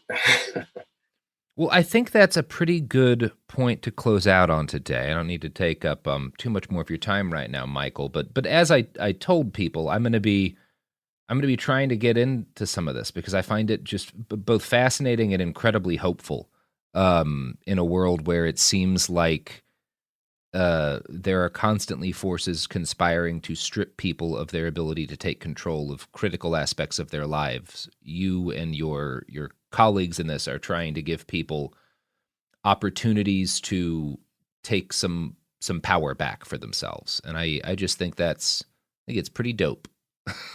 Thank you so much. Yeah. And to your listeners, if there are people out there who like what we're doing and you want to support the project, please go find somebody who needs your help but doesn't deserve it, and then go help them anyway. Yeah. That's always a good thing to do. Michael, anything else? Any thing else you want to kind of put? This is normally this section where people plug websites or projects or anything. You've got anything in particular you want to throw out there right now? Sure. We're hoping to do a bunch of big releases in the summer. So look for those. In the meantime, we're always looking for help. So if you're out there and you'd like to be assisted in the project, please get in touch. There's the contact us page in the website. And by the way, this do not have to be a technical person. Currently we're looking for writers. We have a lot of documentation that we need to do. So if you're out there and you have, background in language, then that would be great. If you're somebody who feels that you're entirely without skills, please get in touch. We have any number of endless small tasks that just need to be taken care of because we don't have enough people.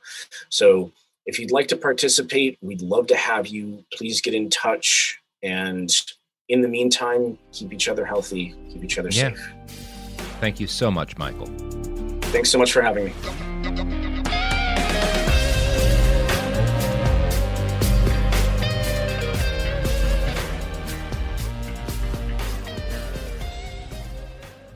Hey, we'll be back Monday with more episodes every week from now until the heat death of the universe.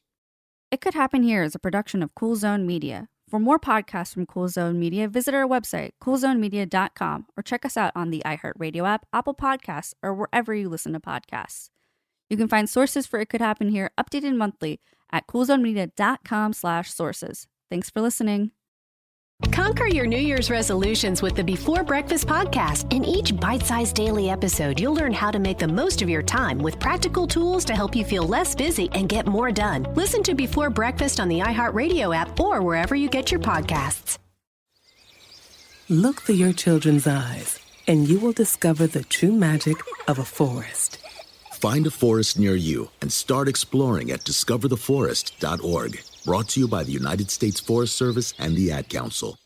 The Black Effect Presents features honest conversations and exclusive interviews. A space for artists, everyday people, and listeners to amplify, elevate, and empower Black voices with great conversations. Make sure to listen to the Black Effect Presents podcast on iHeartRadio, Apple Podcasts, or wherever you get your podcasts. Hi, it's Jill Winterstein, host of the Spirit Daughter podcast, where we talk about astrology, natal charts, and how to step into your most vibrant life. And today I'm talking with my dear friend, Krista Williams. It can change you in the best way possible. Dance with the change, dance with the breakdowns. The embodiment of Pisces intuition with Capricorn power moves. So I'm delusionally proud of my chart. Listen to the Spirit Daughter podcast starting on February 24th on the iHeartRadio app, Apple Podcasts, or wherever you listen to your podcasts. I'm Clayton Eckerd. In 2022, I was the lead of ABC's The Bachelor. But here's the thing. Bachelor fans hated him. If I could press a button and rewind it all, I would. That's when his life took a disturbing turn. A one-night stand would end in a courtroom. The media is here. This case has gone viral. The dating contract. Agree to date me, but I'm also suing you. This is unlike anything I've ever seen before. I'm Stephanie Young. Listen to Love Trapped on the iHeartRadio app, Apple Podcasts, or wherever you get your podcasts.